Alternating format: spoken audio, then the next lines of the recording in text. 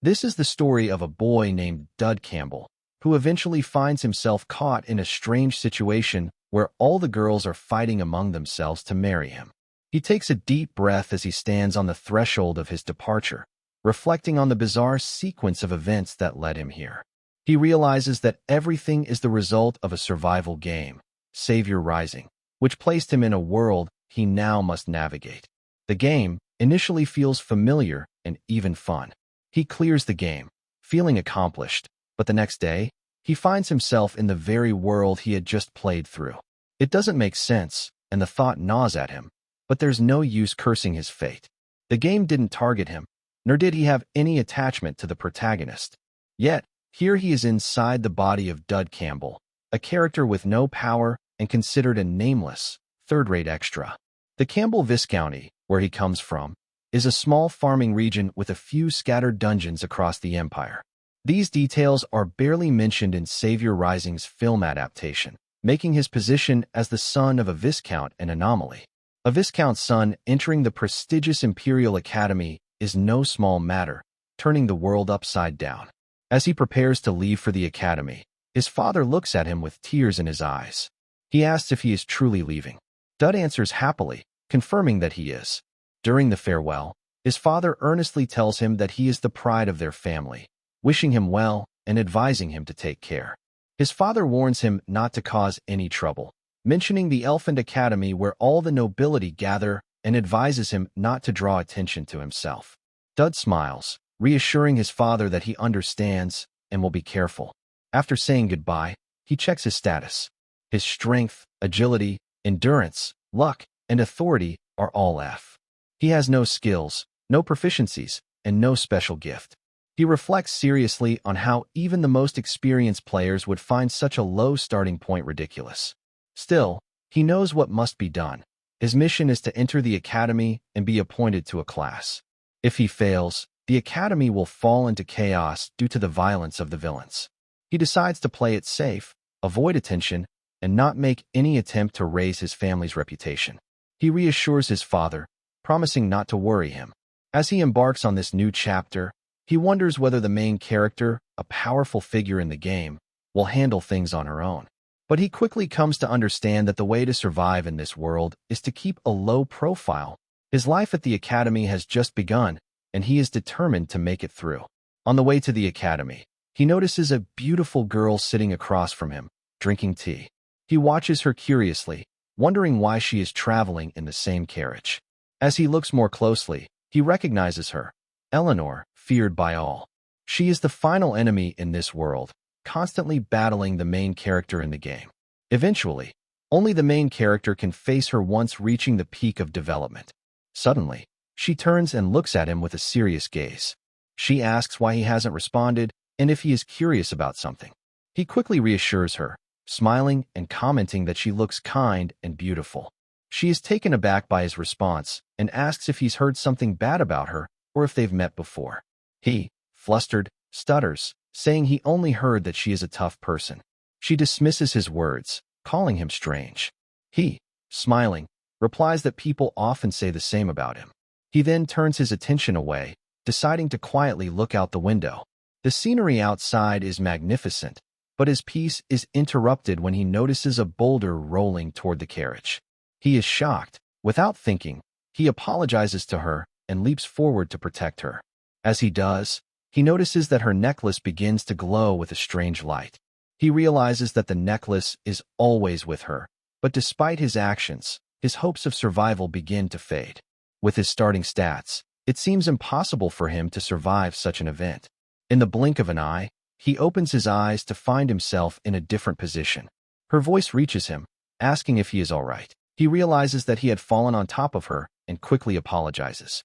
She calmly tells him not to worry. She thanks him, noting that it's the first time a man has approached her in such a way.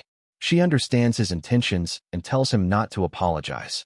He is taken aback, realizing he only leaped at her to use her armor for protection. She then asks for his name. He hesitates, but finally gives her his full name. She smiles, assuring him that she won't forget him and will repay him later. At that moment, he receives a notification from the system. The system informs him that he has gained a villain's interest and that the conditions for a special gift have been met.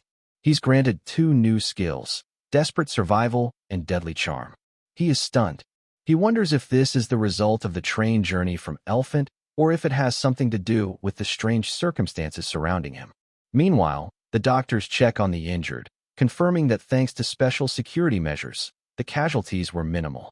Dud feels a slight pain in his body, but the doctor reassures him, telling him that they haven't even touched him yet.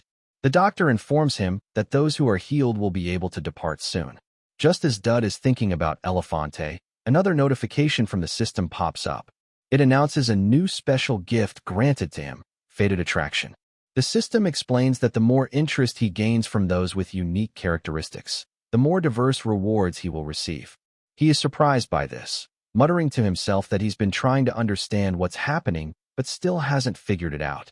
He reflects that in Campbellvis County, there is no one neutral, everyone is lively and involved. He also begins to suspect that his gift hasn't been unlocked yet, but he wonders if he should check it now. He decides to review his system stats. Looking at his skill levels, he sees Desperate Survival and Deadly Charm. The system explains that Desperate Survival increases his stats when needed, depending on the intensity of danger. He then opens the Deadly Charm skill, which reveals that it makes it easier for him to gain the interest of people with unique traits. The more extreme the circumstances, the stronger the effect. He thinks about the implications of these skills. Desperate Survival seems like it could be useful in battle, especially when survival is at stake. On the other hand, Deadly Charm raises questions. He wonders if it will work in his favor or if it will only complicate things for him. At that moment, another notification from the system appears, stating that it is easier to gain interest from those with extreme traits. He is stunned by this new information. He begins to think carefully, realizing that the characters with special traits in the game were often warriors, mad with the thirst for battle, or other troubled individuals. He imagines a violent mercenary willing to kill anyone for money, a genius mage oblivious to everything around them, and other similar characters. He realizes that these are all mentally unstable or divine beings capable of striking anyone down within 3 steps. His mind is clouded with these thoughts, but he soon wonders if it would be wise for him to focus on acquiring skills that could help him survive. What strikes him as odd is that the ranks of his skills are listed as Avant SR veteran, terms he has never seen before. He cannot grasp their meaning and is left wondering about the significance of this new system. Lost in his thoughts, he suddenly notices the doctor, who sees him deep in contemplation. The doctor asks if he needs a detailed checkup or any additional medical attention. He reassures the doctor that he is fine. Finally, the group arrives at their destination. The leader of the place greets them, thanking them for arriving safely. He remarks that this year's new students are truly outstanding. Dud thinks about the time, where the doctor informs him that he heard he was traveling with the Tricyn princess and adds that he is the son of a viscount, although he has no known connections to him. The doctor also mentions that he is an Elefante Illuminus and belongs to an unknown noble family. With a serious expression, he asks him if he really believes the stone was aimed at their carriage by accident, out of all the vehicles. Dud is taken aback by this question. The doctor continues, explaining that there are many enemies of Tricyn and dukedom, advising him to stay away from these high-ranking aristocrats as being near them could bring harm. Dud reassures the doctor that he will be cautious. At this moment, he receives another notification. An event related to trust is about to take place in D2 with Eleanor. He reflects with a sense of despair, realizing that, whether he wants to or not, he is already entangled in a world filled with sharp and calculating individuals. It's no surprise that he's a potential candidate to become the final enemy. Just being close to someone like Eleanor could lead to his demise. These thoughts weigh heavily on him when he is suddenly jolted back to the present by the sound of his name being called. He is startled as a group of people mocks him, asking if he isn't paying attention. They call him a country boy and inform him that everyone else has already chosen their rivals for the spring.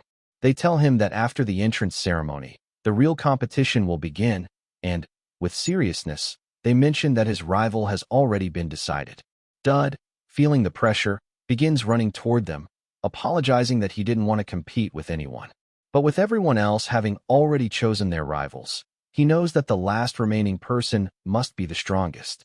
As he runs, he trips, and suddenly, a very beautiful girl appears in front of him, extending her hand in greeting. He's taken aback as he recognizes her, Elia Crixinax, the greatest genius in the world. She smiles at him and asks if he needs help. He is surprised, still in disbelief that this girl, who will become his savior in the future, is standing before him now. Elia is the main character of Savior Rising. The scene shifts to a quiet room where a woman listens to news that Count Crichton and Marquis Galantier have just arrived. She sits in silence, pondering the implications, and wonders if she's gone mad. She informs her companions that the entrance duels are about to begin and, with curiosity, asks when Lady Tristan will arrive. She's concerned by the fact that Lady Tristan has arrived late and questions why this is so. Just then, Lady Tristan enters the room. The woman calmly asks where she has been and states that they need to talk. Tristan and she casually explains that she was finishing some work. The woman, taken aback, sighs in disbelief. She apologizes and says that it seems they need to address some matters first. With concern, she asks if anyone has died. Tristan answers in a composed manner, saying that not many, just about 12 had died. She explains that they had been trying to assassinate her. They had dropped 2 boulders on the academy train, trying to make it look like an accident.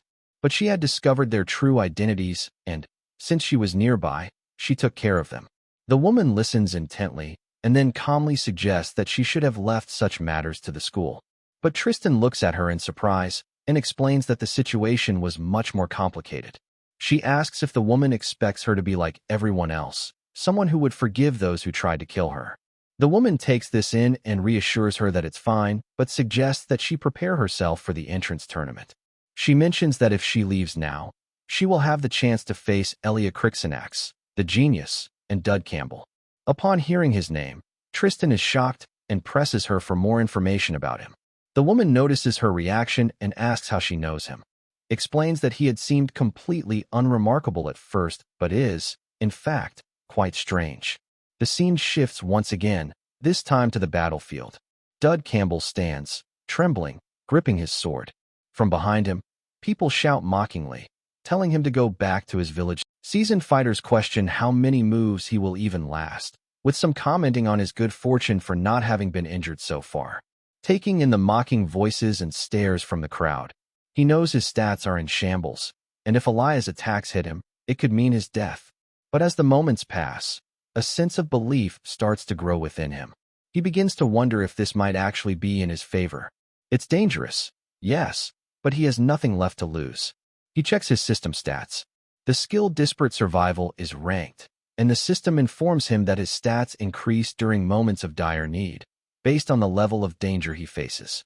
Observing the crowd with grim determination, he reminds himself that the villains he will have to face are likely among these very nobles. If he survives this fight, he might just catch their attention. Armed with this newfound knowledge, he starts to believe that survival is possible. Suddenly, Elia speaks, catching him off guard. She bluntly asks if he's truly that weak. He is speechless, his mind racing with confusion and pressure. She then calmly tells him that she was planning to give him a thorough beat down, but seeing how fragile he looks, she might reconsider. She takes a breath and continues, explaining that she saw him with Lady Tristan. She confesses her hatred not just for her, but for the entire house Tristan, calling them demons. He listens carefully, realizing that this isn't just a conflict between students, it's a deeply rooted family drama. He clarifies that he had only shared a room with Tristan in passing. She reacts sharply, saying that he reminds her of Tristan and that he irritates her, which is why she was going to hurt him. But now, she suggests they pretend to fight. He, considering his options seriously, admits that the idea is tempting, but if he doesn't grow stronger in the next 2 days, his life will be in danger. The only way he can survive is to make himself noticed, here and now. He tells her that she can go all out. Then, perhaps testing fate, he adds that he actually likes Tristan. She is visibly shocked by this and asks if he's serious. She raises her sword toward him in anger. Internally, he knows he's lying completely, but if he wants her to give her all, this is the only way to push her. He declares that he's just as serious as her hatred. At that moment, a system notification flashes across his vision, deadly charm activated. The villain's interest in him increases dramatically, and a reward is added to his gift tab. Hearing his words, she declares that she won't feel bad anymore. With a fierce look in her eyes, she charges, swinging her sword with powerful force. He is stunned, his eyes wide as he barely manages to dodge at the last moment. She halts for a second, surprised. She realizes that he isn't as weak as she thought, and she warns him that she'll be coming at him even harder next time. The system triggers once again, disparate survival activated at EX rank. Taking advantage of the sudden surge of strength, he throws a heavy punch with all his might, landing a direct blow to her. She is thrown back, crashing to the ground as a bright flash spreads across the battlefield. The power of his strike shocks everyone present. Their eyes widen in disbelief. Dud Campbell, ranked F in every stat on his first day at Elfin Academy, has just successfully knocked down the central character of this world. The scene shifts to an emergency meeting at Elfin Academy. Professors fill the room, deep in discussion. One of them raises a startling theory that Dud Campbell might be an expert con artist.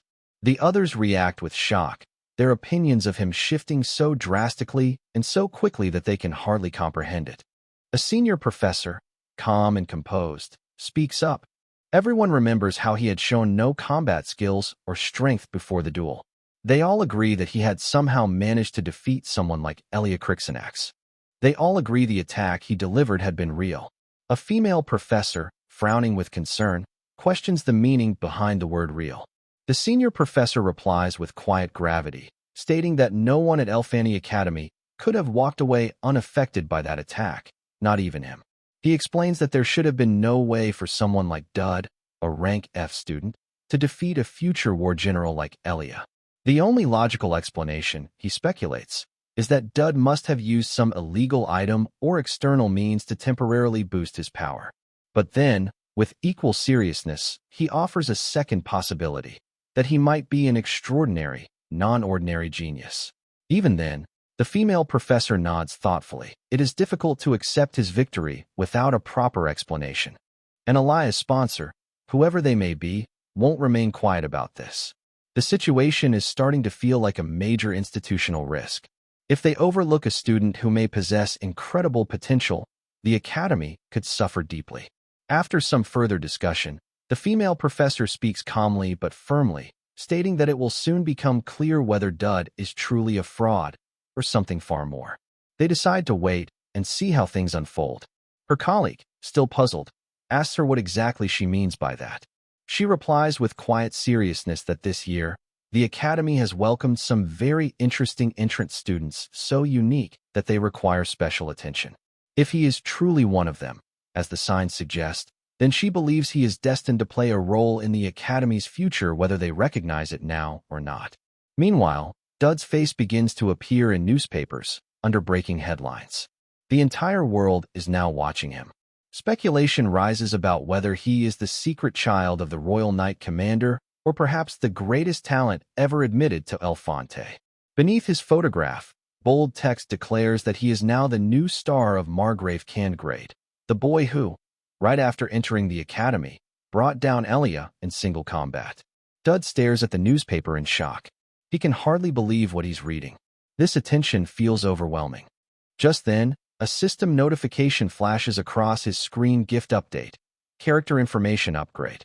The character relationship levels for Eleanor Elinorize La Tristan have increased from level 1 to level 2. A reward is now available for claiming under the character event, the 1. More notifications follow. Baron Armit community level has reached level 2, earning him 100 points. Viscount Lupin's community level has reached level 1, granting him 50 points. Interest level with Viscount Ground has reached level 3, adding 140 more points to his total. He reflects quietly on what he's seeing. This, he realizes, is how the system works, starting with community, moving through interest, then trust, and each tier yields points that can be spent in the system store. As he continues scrolling through the notifications, he notices something that surprises him. The highest level of interest so far is from Eleanor. Confusion washes over him. Eleanor, the boss who seemed completely uninterested in him, is now showing the strongest engagement. It is unclear why someone like her is so focused on him now. Another system notification arrives, confirming his suspicion. He is now receiving gift rewards related to her. Alongside this, Another notification appears. He has been granted access to the Creston sword technique through the crates. His eyes widened in shock. This technique is from the prestigious House Tristan, a family renowned for their unmatched swordsmanship. He's visibly impressed by the sudden access to such a skill.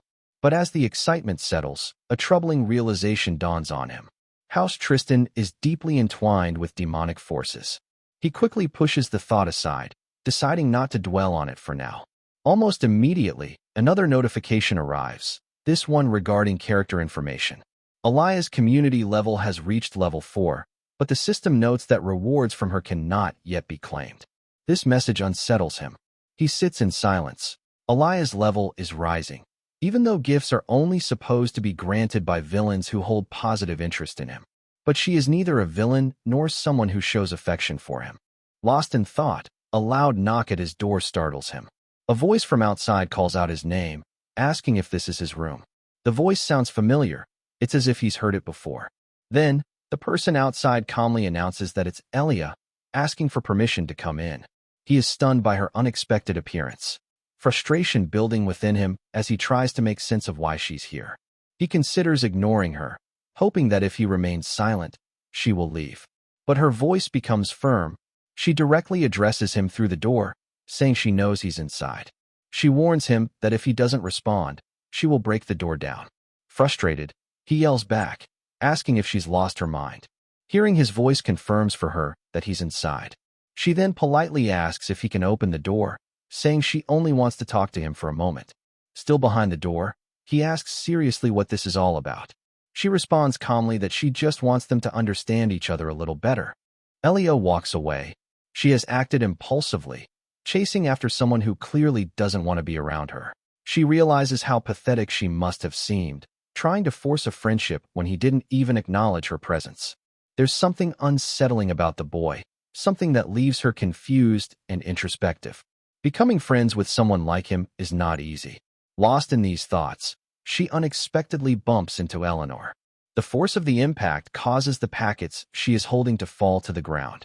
Without looking up, Elia instinctively picks them up. As she does, Eleanor speaks in a calm but firm voice, remarking that she should have been more careful, asking if she is hurt. Before Elia can respond, she glances at her face. In that instant, memories come rushing back. She recalls the moment when her brother, in trouble, told her to run. A cold shiver runs down her spine as anger begins to rise.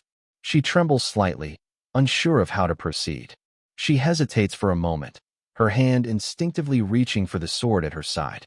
Eleanor's calm demeanor strikes her as strange because she does not seem to sense the threat. She extends her hand to retrieve the items, still showing no sign of concern. Elia watches her carefully, her mind racing with questions. Eleanor isn't reacting. It could be that she feels so confident she doesn't even need to worry about her. Finally, Elia hands the packets back, her thoughts continuing to spiral. She wonders if Eleanor is subtly trying to tell her that she doesn't pose a threat. But the thought is fleeting as her mind shifts to Dud. She's baffled that he is somehow connected to someone like Eleanor. As she begins to walk away, she casually tells her that if she turns right at the end of the hallway, she'll reach Dud Campbell's room. Eleanor stops her and asks sharply how she knows the way to his room. Confused by the intensity of her hostility, Elia calmly smiles and replies that she was simply trying to befriend the new students. But Eleanor's expression hardens. She tells her that mingling with the opposite gender is forbidden for new students. Elia, surprised, asks if such a rule has ever been mentioned before. Eleanor replies, flatly, that she has just made the rule now, and from this moment on, she is not allowed to visit his room. Hearing this, Elia addresses her formally as president and apologetically asks what relationship she even has with him. Eleanor, walking away, answers with quiet seriousness that he means nothing to her. But before leaving, she warns her to remember everything she just told her. Alia's mind begins to churn with this new information, and the memory of something he once said about his serious feelings toward Tristran resurfaces. There's more to them than she had realized, and she senses it. She resolves to stay close to him, whatever the cost, even if only to gather information. The scene shifts to the day of the class assignment exam at Elefante Academy, a day designed to evaluate every aspect of a student's abilities. Dud finds himself placed in the highest-ranked group, a result of his victory in the one-on-one duels. As he scans the crowd, his gaze lands on Elia. She stands there, smiling at him, and his thoughts turn serious. His biggest problem right now isn't the exam, it's her. Just yesterday, he had managed to push her away, yet here she is again, in the same group as him. His mind races with confusion. At that moment, the system sends him a ratification alert, informing him that Elia's curiosity level has reached 5, though he can't receive any rewards just yet. When her interest status changes, a special event will occur. He is stunned. Her interest in him has increased again, but he has no idea why. His mind drifts back to the previous night, when snacks and a letter had mysteriously been delivered to him. The letter had wished him good luck on today's exam. The stage announcement interrupts his thoughts. Group 1, it is your turn now. He takes a deep breath, focusing on the exam. He reminds himself not to overthink Elia's involvement. It's all part of the main scenario. Just then, a notification appears from the system, informing him about the character Eleanor La Tristan. It states that the trust event has reached level 2 and that a character event will occur soon. Eleanor steps forward. She introduces herself, informing the group that she will be overseeing the exam. He is shocked to see her here. It doesn't seem like a coincidence. Eleanor's event was supposed to happen today, and now she is in charge of their group. He begins to wonder if nothing happens during this exam. It would be more than strange. The previous day, all the professors at Elefante Academy had gathered for a meeting. They discussed his unexpected victory over the warrior candidate and agreed that if he truly possessed such remarkable skills, they were eager to see how he would perform in the class assignment exam. They concluded that the test's supervision should be entrusted to the student president. Thus, the responsibility and authority were formally handed over to Eleanor. Now, she stands in front of the students, calmly instructing them to head toward the exam location. She informs them that the questions will be revealed once they arrive, and many students speculate that a great deal of preparation must have gone into this setup. In quiet compliance, they follow her. As they step into the hallway, the lights suddenly go out. The entire area is plunged into darkness.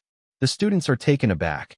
Elia, sensing something unusual, turns toward Eleanor and asks with calm seriousness whether this situation is part of the test. Eleanor remains silent, offering no response. Dud, observing the unfolding situation, begins to think seriously.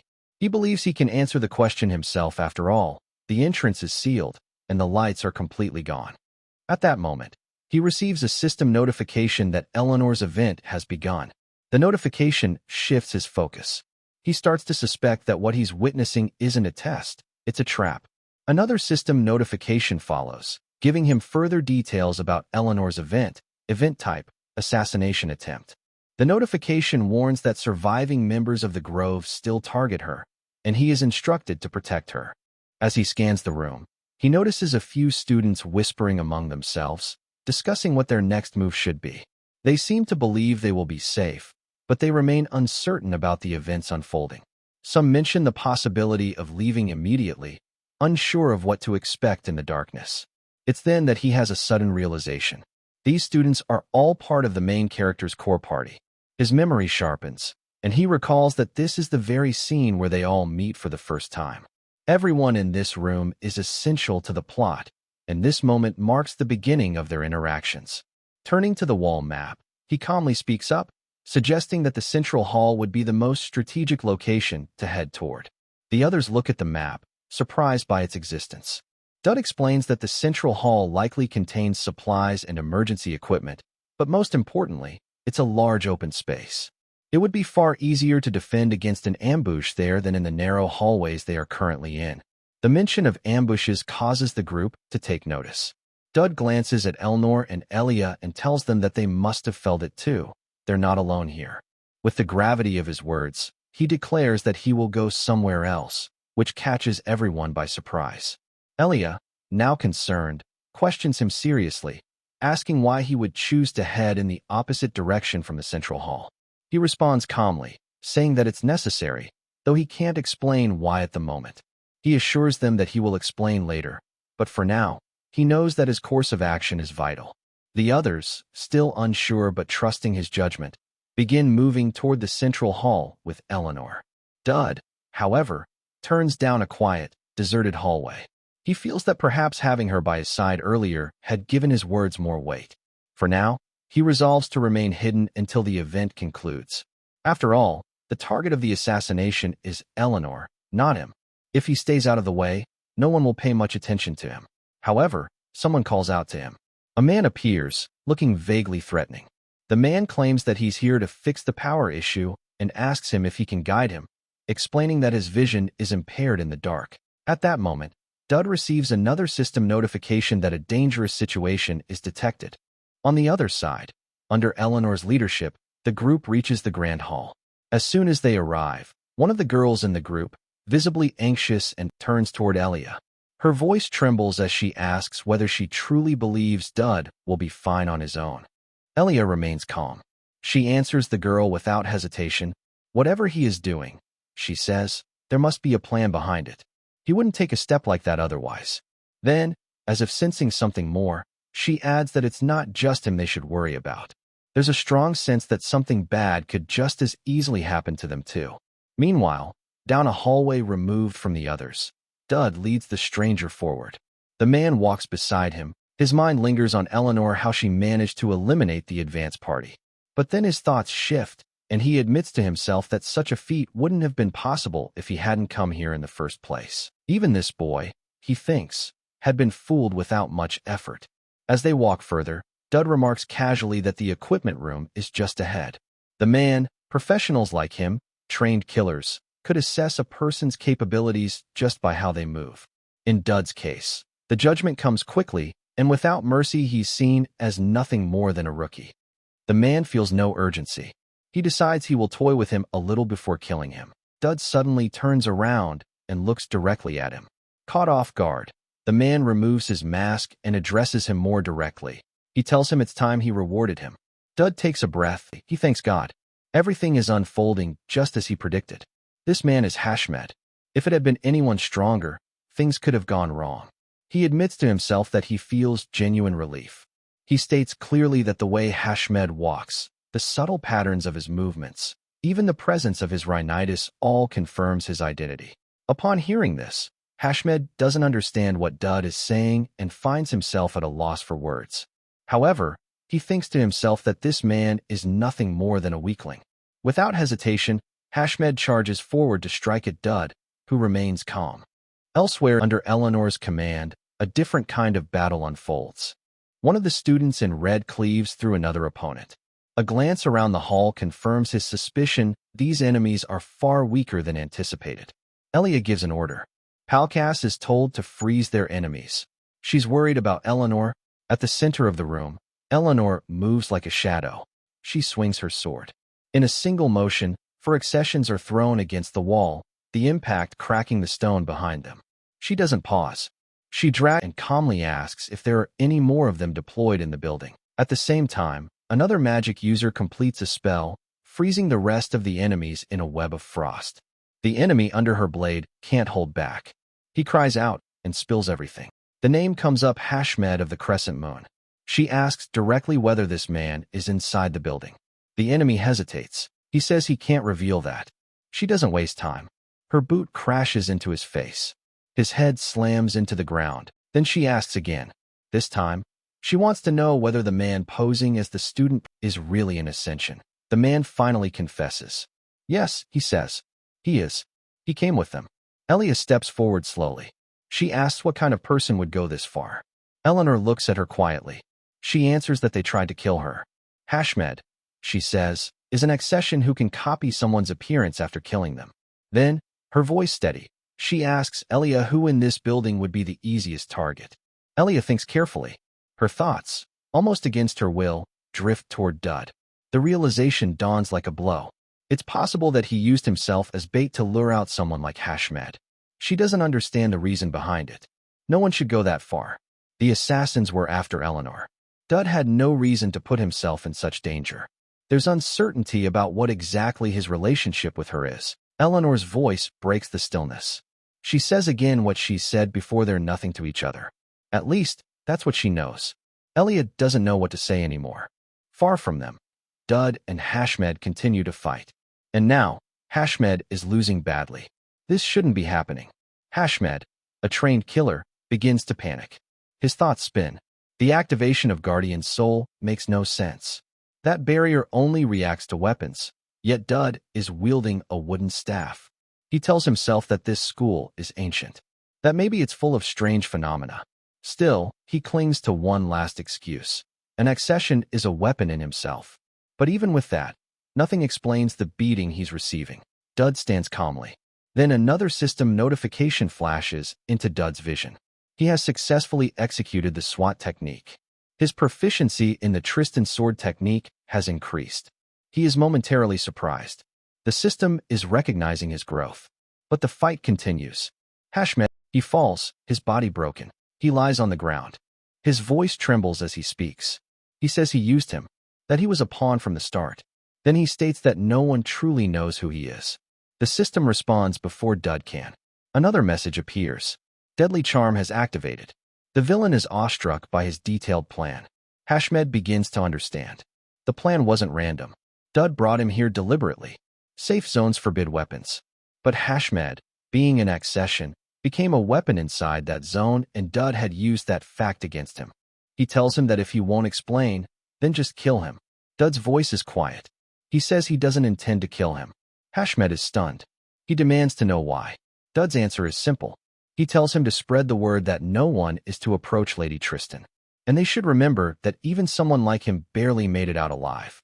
He doesn't know who sent the assassination order, but he knows they'll try again.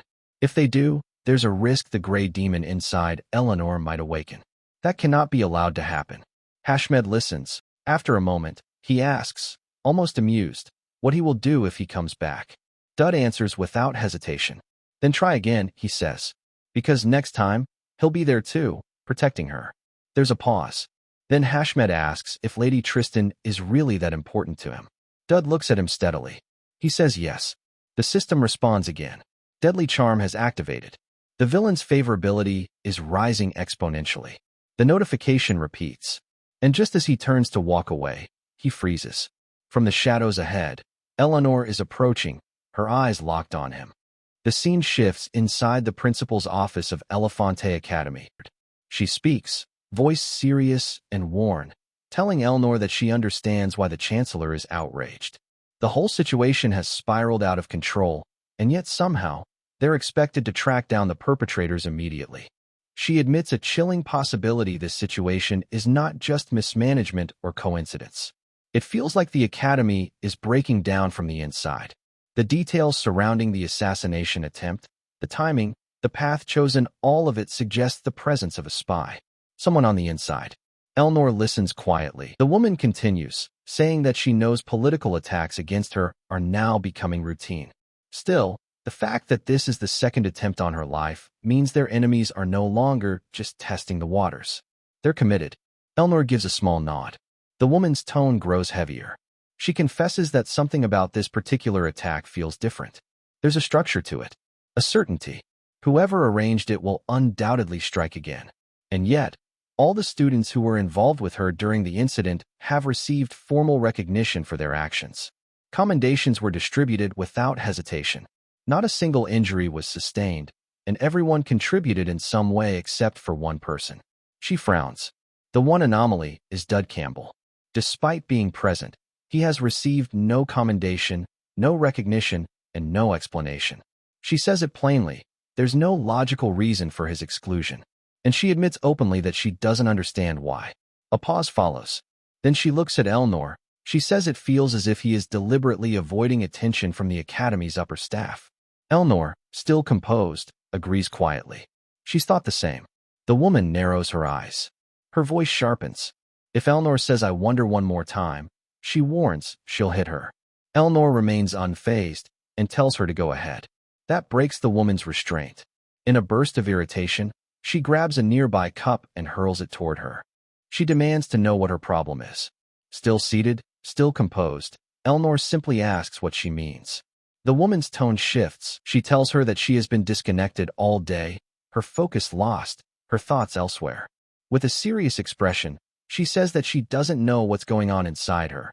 But unless Eleanor explains, she's done helping her. Then Eleanor finally speaks. She says she thinks she's become interested in something. That surprises the woman. Her brows rise as she leans forward, asking what exactly she means. Eleanor answers without pause. She thinks she's grown interested in someone. Then she exhales the name that's been circling her mind since the start, Dud Campbell. A silence falls again. The woman stares. Then she asks with disbelief if she actually likes that country bumpkin. Eleanor answers firmly that she never said that. Not yet. That one word yet stuns the woman even more. She stares at her like she's grown another head. She mutters that she doesn't have the slightest idea what he could have possibly done to catch her attention. She wonders what Archduke Tristram would say if he heard about this. Still, Eleanor doesn't waver. She says clearly that she does not fancy Dud. But the woman's face shows she doesn't believe a word of it. Her expression says she's convinced Eleanor is lying to herself. She leans back in her chair, then asks if he was treating her kindly. Before Eleanor can answer, the woman continues. She says someone like her should have started out suspicious. That's the expected reaction. After all, she's not just anyone. She's a daughter of House Tristram. She has to be careful. Eleanor agrees softly. She's merely going to test him. As long as she keeps observing, she says, she'll be fine. The scene changes. Inside a quiet room, Dud lies on his bed, a letter clutched tightly in his hand. The letter explains that no class can be assigned to him yet. The academic team is still analyzing the situation to find the most suitable placement. They assure him that a favorable outcome is likely and ask him to remain patient. He frowns. Then, with a frustrated breath, he clutches his head. He doesn't want any of it. He wishes they would just dump him into some low-profile, worthless class and be done with it. But the thought lingers. The academy is not following its rules, and there is no logic behind his exclusion from something like Elias' party. Then, a notification appears before him. The system message announces the completion of the first main quest. Additional information has been unlocked. His new objective: resolve the incident that will occur during the freshman reception ceremony. The reward exclusive equipment materials will be granted upon success. He focuses. The freshman reception ceremony, that's the moment when classes are finally revealed. Every role, every specialization, from archer to priest, is determined there. The system has confirmed it. His future build depends entirely on his training choices. He considers this. If Elia focuses on swordsmanship, then he'll aim for physical strength. By specializing in raw power, the system will tailor his rewards to match. But there's still one glaring problem. Another notification flashes. This one shows Eleanor's character details. Her trust level has surpassed level 5, and affection has temporarily increased. A reward is now available. She is listed as a notable figure. Upon her emotional shift, a special event will be triggered. The countdown is 3 days. Another message follows immediately. Elia's interest level is also at 5. Her emotional change nears. She, too, is flagged for a special event. And the timing is also 3 days. He closes his eyes. It's all happening at once. The final boss, the protagonist, the main quest. It's all converging. Then, one more notification. The gift reward from Eleanor has been received. A skill duplication pass. He stares at it, stunned. The ability to copy a skill is beyond broken. He almost laughs at how ridiculous it sounds. He thinks about using it to steal a final boss's power. He regains his calm. No, not now. Using it would be a waste. Eleanor and Elia may be strong now, but they're only going to grow more powerful. When they gain their true, absurd abilities, that's when he'll strike. For now, patience is key. 3 days. That's all the time he has. Fortunately, he already has a plan. Night cloaks the sky in black. Inside an old equipment warehouse, he walks carefully. A mask covers his eyes. Each step is measured. He inhales slowly. The point store is more useful than anyone could imagine. A flashy system message greets him. His haste position offers slight agility. The shadow mask boosts it further. Catwalk shoes now muffle his movements. SR tryhards once called this the ultimate treasure farming spot. After bypassing every security measure, he's finally here. He begins searching. The system notifies him again. A stamina recovery biscuit. Its effect sounds ridiculous, like something out of a sales pitch, but he has a hunch it might work. He presses forward. After scavenging through crates and forgotten piles, he starts collecting what he came for. Almost everything is already in his possession. All that's left now is the most important item. He digs deeper. Finally, He finds it buried under layers of old equipment. The Ultima of Divinity. A burner pulsing with ancient strength, said to contain power sealed for 1,000 years. Relief floods him. He holds it close, quietly thankful. Then he sees movement. A mountain of equipment trembles nearby. Pebbles fall. Then, from within the shifting clutter, a girl collapses. He rushes to her, without hesitation. It's Yuria. He lifts her. His mind races. Yuria is also known as the Grey Haunter. Chapter 2's boss. The cursed SWAT goddess. It hits him then. The Ultima of Divinity, this warehouse, it's hers. That's why she's here. Before he can do anything more, a faint glow surrounds her. In the blink of an eye, she breaks free. A sudden system warning strikes him. Lethal threat detected. Another follows. Desperate survival mode activated X rank. His instincts kick in. Trying to explain, to apologize, to say he didn't mean to wake her, but it's too late. In a flash, the chain attached to her sword hilt spins through the air, aimed directly at him. He throws himself back. The chain misses by inches. Had he stayed still, he would have died on the spot. The ability she just used, encircling long, makes it impossible for him to get close. Even if he wanted to counter, he wouldn't have the range, and even if he had the range, the power disparity is too overwhelming. His body still trembles from residual pain. Eventually, he raises his hands in a quiet gesture of surrender, trying to ease the tension. He tries to explain that it's all a misunderstanding. She doesn't listen. Her chained weapon spins at a constant rhythm, its blade gouging into the ground with each rotation. He keeps defending himself, struggling to buy time. But before long, she drives him into a corner. There's no exit left behind him. Then comes the final move. She hurls her chain blade with blinding speed. He relies purely on instinct. Just as the blade's tip is about to hit him, it halts in midair. She narrows her eyes, puzzled. Eventually, she retracts the weapon. He already knows why. It's the curse. The boundary of 3.5 steps. Any opponent who steps within that cursed radius is destined to lose. But the condition works both ways. She herself cannot move beyond that range. That's the binding placed upon her by the weapon she carries. She grips her sword tightly. She questions whether he has the courage to take a single step forward. He doesn't answer immediately. He wonders aloud if that's what she wants, to provoke him into stepping forward so she can end it. Realization dawns on him. He can't escape. He has no other route. The place they stand in is her space, cut off from others. Even the academy's staff do not frequent this corner of the grounds. She has been left alone here, with nothing but her weapon and her silence. Then, a small moment, he suddenly asks if she wants a biscuit. He extends his hand, holding out a few stamina recovery cookies. She studies him. The hostility doesn't vanish, but it's no longer escalating. She responds with suspicion, questioning whether he thinks food can bribe her. Without speaking again, he tosses one of the biscuits toward her. She moves. She dashes after it and acts almost mechanical in its speed. Once she has it, her posture changes. She seems more centered now. A thought stirs in his mind. Maybe she really couldn't communicate while hungry. He had come dangerously close to dying. She asks who he is and why he came. He hesitates. The truth is sharp and ugly. He came to steal. But he can't say that. So instead, he tells her that he was sent to bring her food. That someone he knows asked him to look after her. This answer catches her attention. She begins to question who that someone is. He chooses silence where it matters. He knows that the current misunderstanding could be useful later. By all rights, he should not be meeting her this early in the game. He then speaks again, telling her not to worry. Her sister is safe in the Holy Empire. That sentence changes her expression completely. Her eyes widen.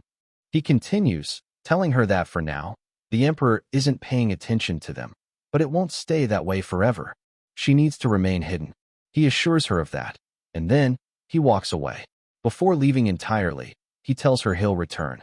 She hails from the Holy Empire. Her presence in Elefante is due to an explicit order from the Holy Emperor.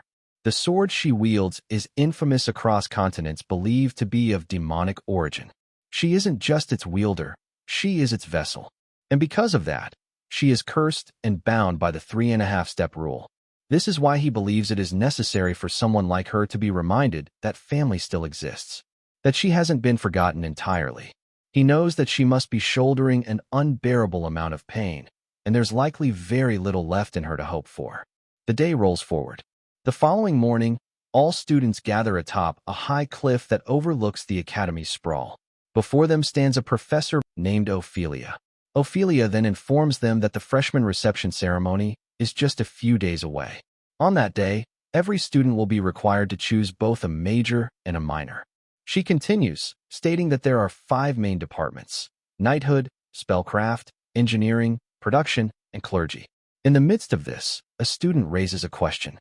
He asks whether the same curriculum is taught in the tribal association as it is in the Holy Empire. Ophelia nods, affirming it with calm warmth. Yes, they do follow the same structure. The education given at the furnace of battle and the Great Temple is the same as what they're receiving now. She adds a caution that there's no reason for them to consider transferring out. Then she begins to explain the majors in more detail as Dud stands in the crowd. He doesn't speak. He listens with quiet focus. He knows this is a tutorial event, a design segment to explain the mechanics and world structure. But even if he knows that, he cannot afford to skip it. Skipping it would mean throwing away everything he's done so far. Time flows. After a while, another student steps forward and points at the horizon. He asks whether that glowing land in the distance is the white zone. Ophelia pauses. She reflects. Then she confirms that yes, it is the white zone. She warns everyone that it is a forbidden region. Entry without authorization will bring punishment. Everyone turns to look. A strange, red glow pulses across the vast land in the distance. Dud's gaze lingers. That place is not ordinary. It is where the divine clashed with the damned heaven and hell, gods and demons. Messengers and warriors empowered by the divine sealed the demons there. Even now, centuries later, the tension between death and divinity still pulses in the air.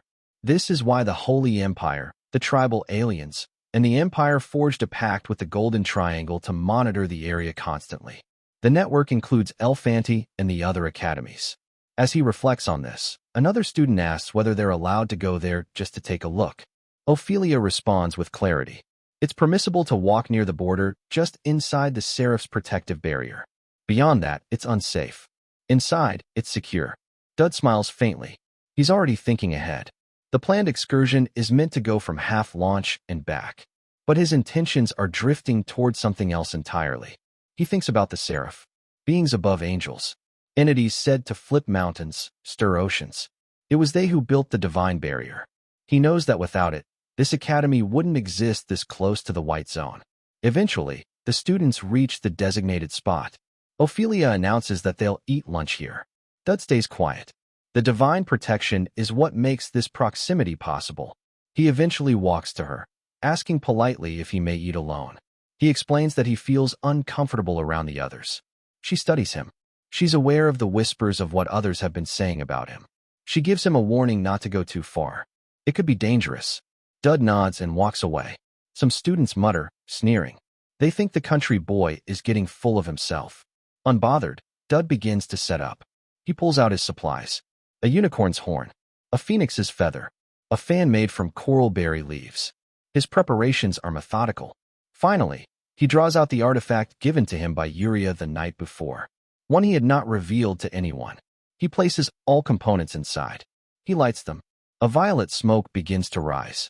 He blows on it sharply, and the smoke grows denser, the scent sharper. He feels something realization creeping in. As he begins to wonder whether he's missed something, the magic activates. A presence thickens around him. The object hums softly. Then it becomes clear. This is why he came. This is the access point. Suddenly, the world in front of him erupts. A radiant burst of light blinds the area, and he hears a voice echo through the veil, asking aloud where the allied forces are. Before he can form a response, another voice breaks in with a sharp tone, pointing out that instead of leveling the ground as instructed, someone merely dug a drain and left.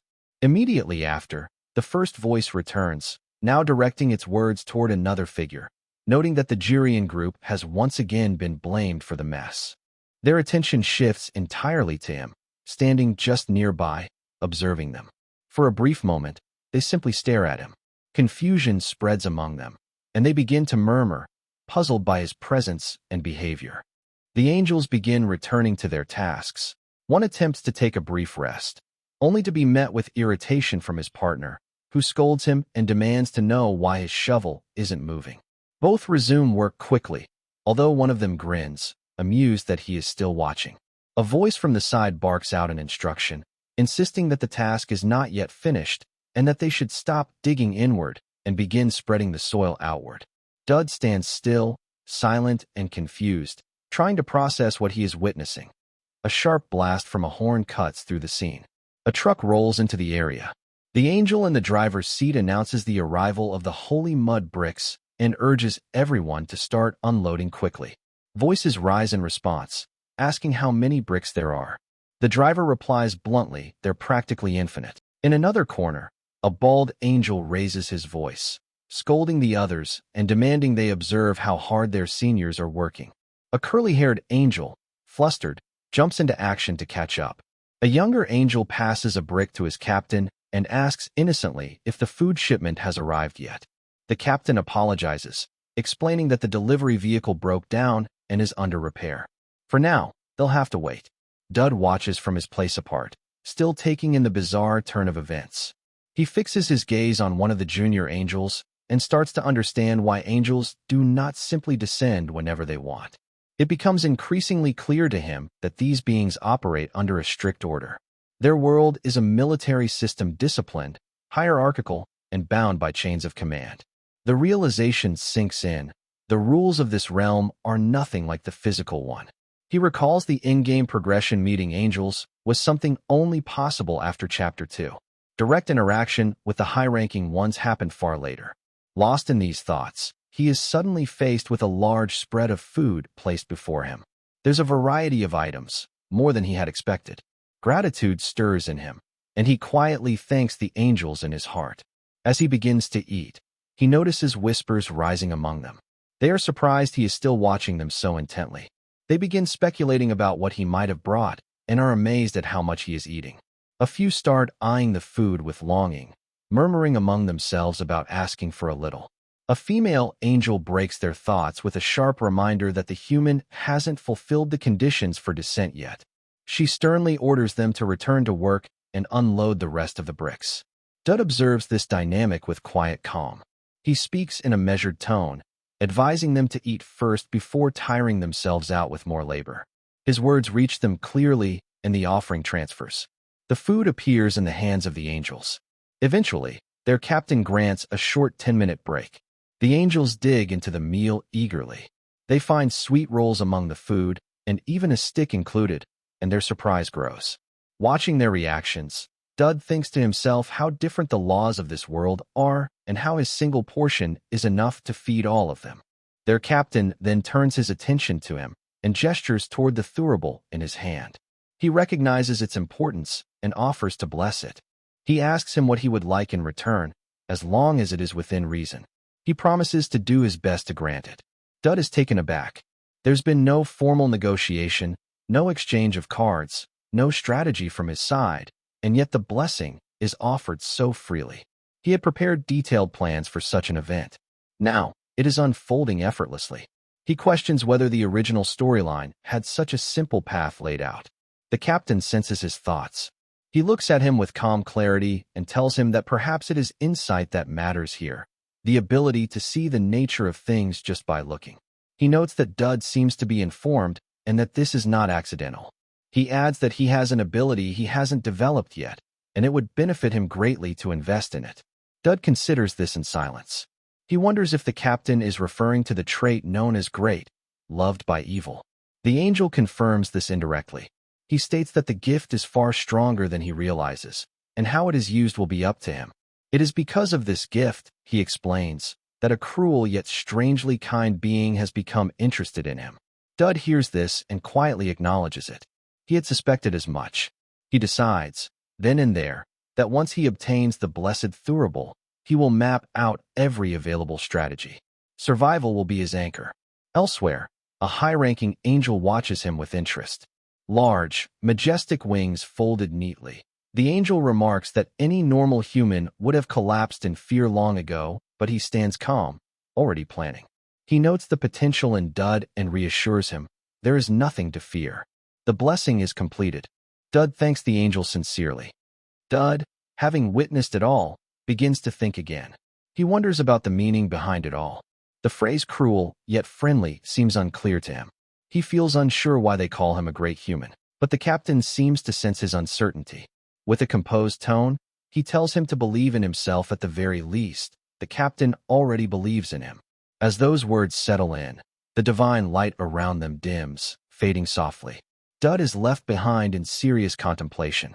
He reminds himself of the truth: he's not chasing glory. He's trying to survive. The angel's advice echoes in his thoughts, and he chooses to take it seriously. He opens his system interface, wanting to see what blessing he has received. There it is: Ultrama of Divinity, C+, a divine gift from the higher beings of this realm. It contains 2 core abilities. The first is aestheticism, C. It lets him convert excess conditions into temporary constitution using a small amount of mana. It has a cooldown of 20 seconds and can be upgraded with demonstrations of faith. The second is protective shield. It consumes a little mana to generate a single-use shield that boosts constitution. It too can be improved with time and has the same cooldown. He studies both carefully. They're useful. Constitution ties to survival, and his unique condition improves his other stats through survival. These gifts are valuable, but one problem remains: mana. Even the smallest amount is out of reach for now. He has no traits connected to it. That's the reality. So he makes his decision. Until he can use mana, he will rely entirely on strategic planning. That was the whole reason he came here in the first place. The scene shifts. He now stands among the students at the academy. Though quiet, his mind is racing. He is turning over strategies again and again. Someone approaches him. The person comments with a smirk about Dud's habit of ignoring others. Dud, steady, responds that he has been listening the whole time. The other student is taken aback and asks what exactly he heard. Dud replies calmly he heard everything, including the mention of a 2-person team. The man grows more serious and demands whether he even knows what that means. He looks around and asks where his partner is. Dud answers without hesitation that his partner will arrive soon. The man laughs, mocking the idea. He questions who would willingly partner with someone like him. But Dud stays composed and confident. He explains that while his partner may not be famous, she is on her way. That's how it has to go. That's how the story was written. At that exact moment, Elio arrives. She strides up to the man and asks him about the monster research department. Dud watches her silently. He hadn't planned to engage with the main characters so early, but after hearing the Archangel's words, his strategy shifted. She sees him and is visibly surprised. He asks her, with honesty, whether the offer she made earlier to get to know each other still stands. She stops, staring at him intently. Memories flood her. She recalls his admiration for Elnir and how she had once questioned her about it. Elnir had dismissed it without concern. Now, seeing him hold his hand out to her, she falls into deep thought. Every tactic she used failed, and now he's employing the very approach that awakens jealousy, the same one she had considered dangerous. She stares at him in silence, stunned by how mistaken he is in his quiet hope. The scene shifts to the Academy's mock dungeon, where Elia questions Dud, asking if he's truly certain about this plan. Dud responds with confidence, urging Elia to have faith in him. He reminds her that she once said she wanted to be friends with him. Dud adds, "Do you remember how you tried to hurt me when we first met?" Elia replies, "Of course," thinking to herself that she was actually the one who got hit. Dud continues, "If you still want to be friends after that, then you should do what I say." Dud instructs Elia to move towards 9 o'clock, warning her that 3 monsters are approaching. Elia follows Dud's directions and successfully defeats the enemies. Then Dud alerts her that 2 more monsters are descending from the ceiling. 2 bat-like creatures begin to swoop down, and Dud quickly informs Elia that their weak point is their neck. She should aim for their bodies rather than their wings. Elia executes the plan, striking down the bats. Frustrated, she demands that Dud stop bossing her around and come help. But Dud calmly refuses. "No," he says, before explaining that 2 daggers will soon fly at her from the left and right. "You can deflect them. Just hold out for 10 seconds. Hearing this, Elia blocks the incoming daggers. Dud compliments her performance, then warns that a paralytic poison is about to be released from a device on her right. She should break it. Although Elia grumbles, she obeys. Next, Dud tells her to dodge 3 arrows coming from his direction, instructing her to stay in place. He begins a countdown from 3. After that, he alerts her of an attack coming from behind. Shocked, Elia spins around and narrowly blocks a strike from a golem. Angrily, she says, "If you knew all this, wouldn't it be faster if you helped me instead? We could get through this way more efficiently if we work together." Dud remains silent, but his thoughts reveal the truth. He wants to help, but he can't. He's merely an extra with F-rank stats across the board. His skill, Desperate Survival, only activates in life-threatening situations. But this mock dungeon is filled with artificial beasts executing pre-programmed actions. There's no real danger here, and his ability is useless. Since Desperate Survival isn't an all-powerful skill, Dud must raise his stats quickly. Elia, still fuming, charges toward him, sarcastically calling him Master Dud. Dud wonders if he's been too harsh, but then Elia slays a monster that was about to ambush him from behind. He's taken aback. At that moment, the system announces that Elia has achieved an incredible feat. She has broken the previous record. Surprised, Elia asks Dud what just happened. "I fought alone, and this stage is meant for 2. How did I break a record?" Dud silently reflects that despite appearances, he's a tryhard when it comes to this game. Out loud, he brushes it off, saying, "We just got lucky." He then warns her that the next area will be tougher, but encourages her to keep going. Elia looks even more frustrated. Meanwhile, in another room, someone is watching their progress. The observer comments, "They're doing pretty well." This figure is revealed to be Percy, the Dean of Spellcraft. Percy remarks that she might need to allocate more funding to mock battles next year. She then turns to Conrad Valadidor, asking for his thoughts. Conrad inquires if the dungeon was designed by the department. Another professor nervously confirms that it was. Conrad notes, "Then I must have gotten lucky. The one I've been watching closely is doing well."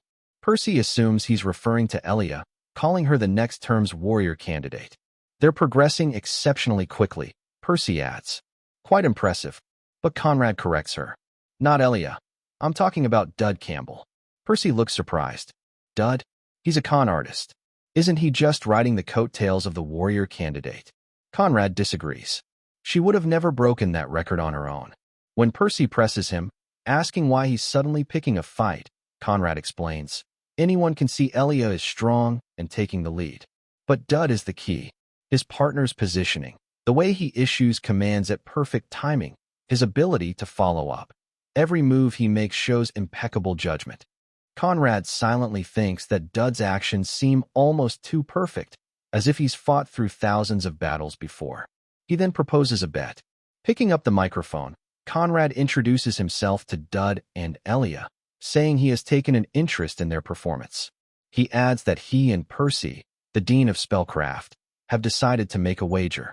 "The bet," Conrad explains, "is whether or not the 2 of you can break the record we set back when we were freshmen.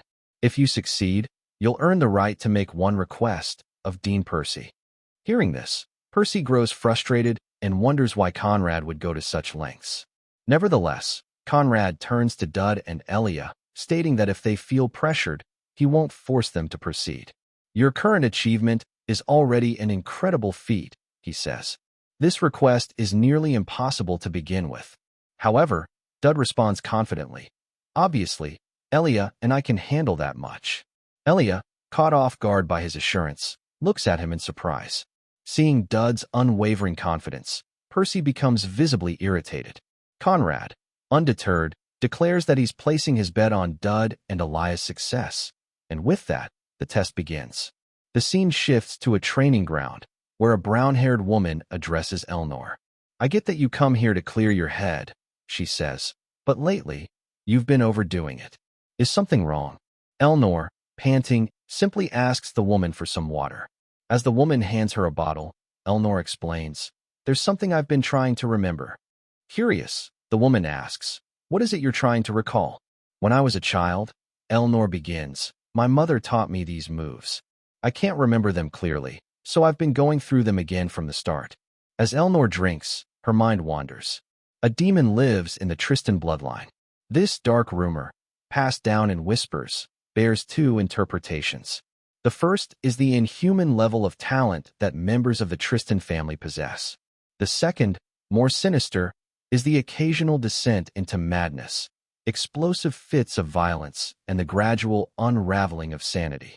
It is for this reason that, despite the awe-inspiring accomplishments of those from the Tristan household, their later years are often marked by tragedy. Is it something serious? The woman asks gently. Eleanor shakes her head. It's nothing to worry about. I don't think much of it now. If you say so, the woman replies, trailing off for a moment before adding. Then I guess I can go ahead and tell you. Why are you being so hesitant? Eleanor asks. I told you, nothing's going to bother me right now. The woman hesitates no longer. It's about that information you asked me to report immediately if I heard anything. I just got word from a junior of mine. Dud Campbell is currently working under the next term's warrior candidate. That grabs Eleanor's attention. The woman continues. I'm talking about Elia Crixinax, the same girl who fought Dud earlier. You mean those two teamed up? Eleanor asks, narrowing her eyes. The woman nods. Most likely because the mock battles require teams of two. Eleanor lets out a long breath and turns her gaze toward the horizon. Take me to them. The woman looks puzzled. Wait, didn't you just say you don't think anything of it? The scene shifts to the mock battle dungeon, where Elia asks Dud what he plans to do. She acknowledges that while Dud is clearly skilled, challenging the all-time record seems excessive. Is it really worth it? She questions. Dud responds simply, yes. Elia, taken aback by his self-confidence, asks if he has a solid reason for doing this. Dud, thinking to himself, knows he can't tell her the real reason, that artificial monsters follow consistent movement patterns, making it easier to target their weak points. Instead, he looks at her and says, because you're here with me. Elia scoffs. I can't believe you. Just then, Conrad asks if they're ready. Dud replies confidently, we've been ready. Conrad informs them that the difficulty level of the final section can be adjusted, and the higher the difficulty they overcome, the more bonus points they'll receive. Without hesitation, Dud tells him to set it to the highest level. Percy, now clearly frustrated, mutters that she can't believe these freshmen. She dislikes the reckless energy they're giving off. This is going too far. The highest difficulty level simulates near-real combat, meaning Dud and Elia could be seriously injured. Still, Dud insists there's value in taking the risk. Conrad agrees and initiates the challenge. Dud turns to Elia. Don't be nervous, he tells her. We're just getting started.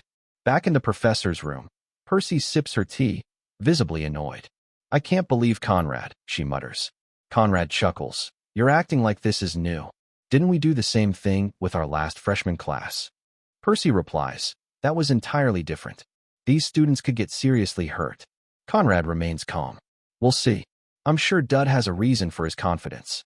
And if it gets too dangerous, we'll step in and save them. Inside the dungeon, the monsters rush Dud and Elia in unison. The highest level has been activated, Conrad announces. Time to prove yourselves. Frustrated but determined, Elia yells, Let's go, Dud. Dud then receives a system notification, danger detected.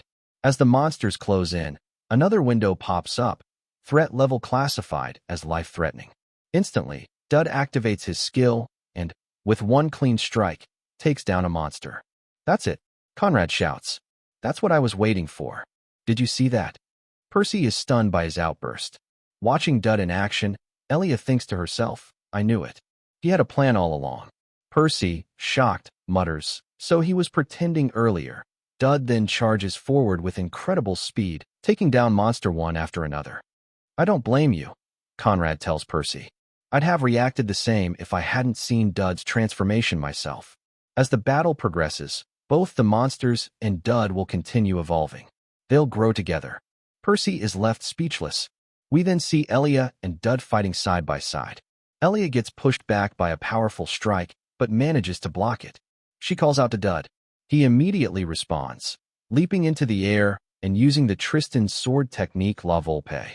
With multiple swift strikes, he defeats the monster. Suddenly, an announcement rings out. Congratulations, Dud Campbell and Elia Crixinax. You have broken the all-time record. But the celebration is short-lived. A surviving monster rises behind Dud, preparing to strike. At the last second, Conrad intervenes, taking the monster down and saving Dud. It looks like Dud has set an unbreakable record, one that may last for years, Conrad says. Who would have thought a freshman could clear Elfante's artificial monsters like they were nothing?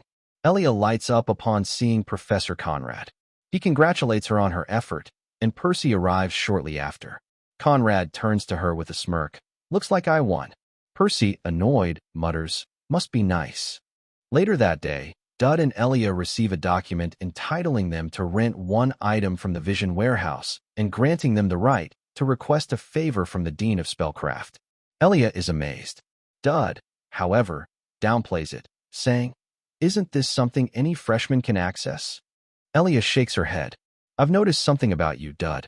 No matter what happens, you always seem calm, like you already know how everything is going to play out. It's like you've planned it all in advance." Dud doesn't respond. Internally, he admits the truth. Of course. I already know how all of this unfolds. Elia then extends her fist. "Don't guys always do this with their friends?" she asks with a grin. They bump fists, and a window appears. Elia's curiosity stage has reached level 5, nearing trustworthy stage. As Elia turns to leave, she says with a smile, "See you tomorrow, Dud." Watching her go, Dud reflects. I don't know if she's just being friendly, or if she's just odd. At that very moment, he's caught off guard. Elnor appears, having come to meet him. Wasting no time, Elnor asks Dud if he likes that freshman. Dud is surprised by the sudden question. In his mind, he thinks, since desperate survival isn't activating, it seems like Elnor doesn't plan on doing anything to me. Wait, isn't that obvious? It's not like I'm her boyfriend or anything. Elnor, unfazed, says calmly, "I'll only ask once. Do you like that freshman?" Suddenly, a system window appears, danger detected. Dud realizes he needs to say something. After a brief hesitation, he replies, "I've been training with Elia this whole time, but I still wanted to see you." Confused, Elnor wonders what Dud is suddenly talking about. What am I doing? Dud thinks to himself. There's no way that would work.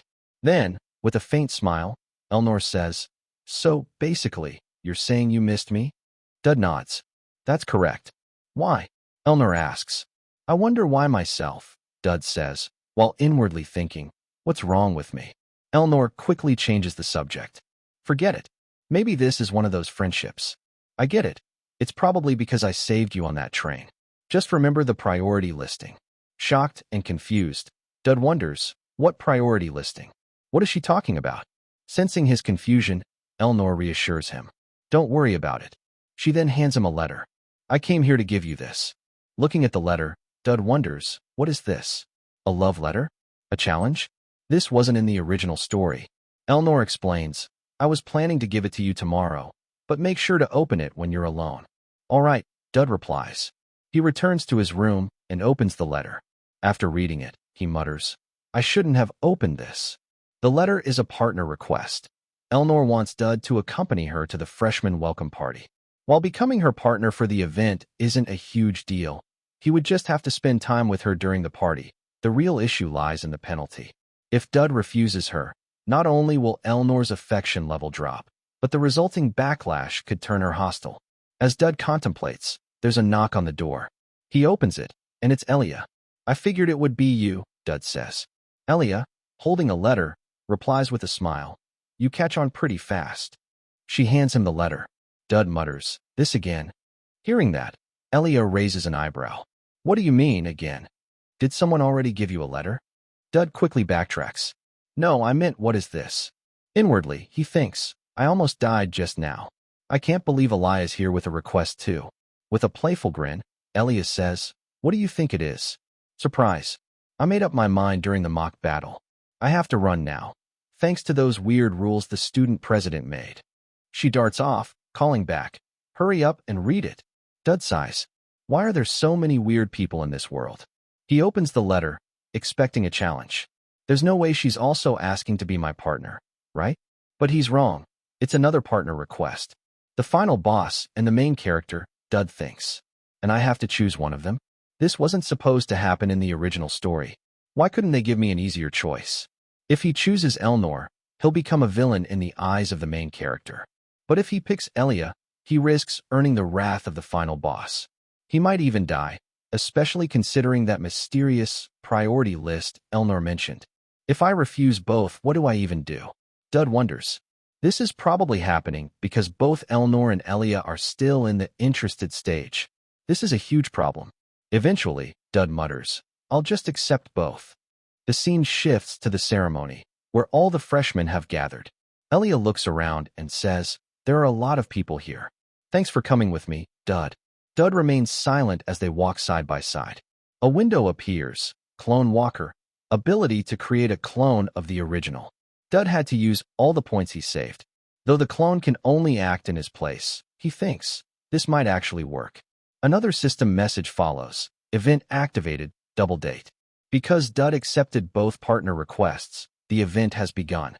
A warning follows. Do not get caught before the event ends. Penalty will be applied upon failure.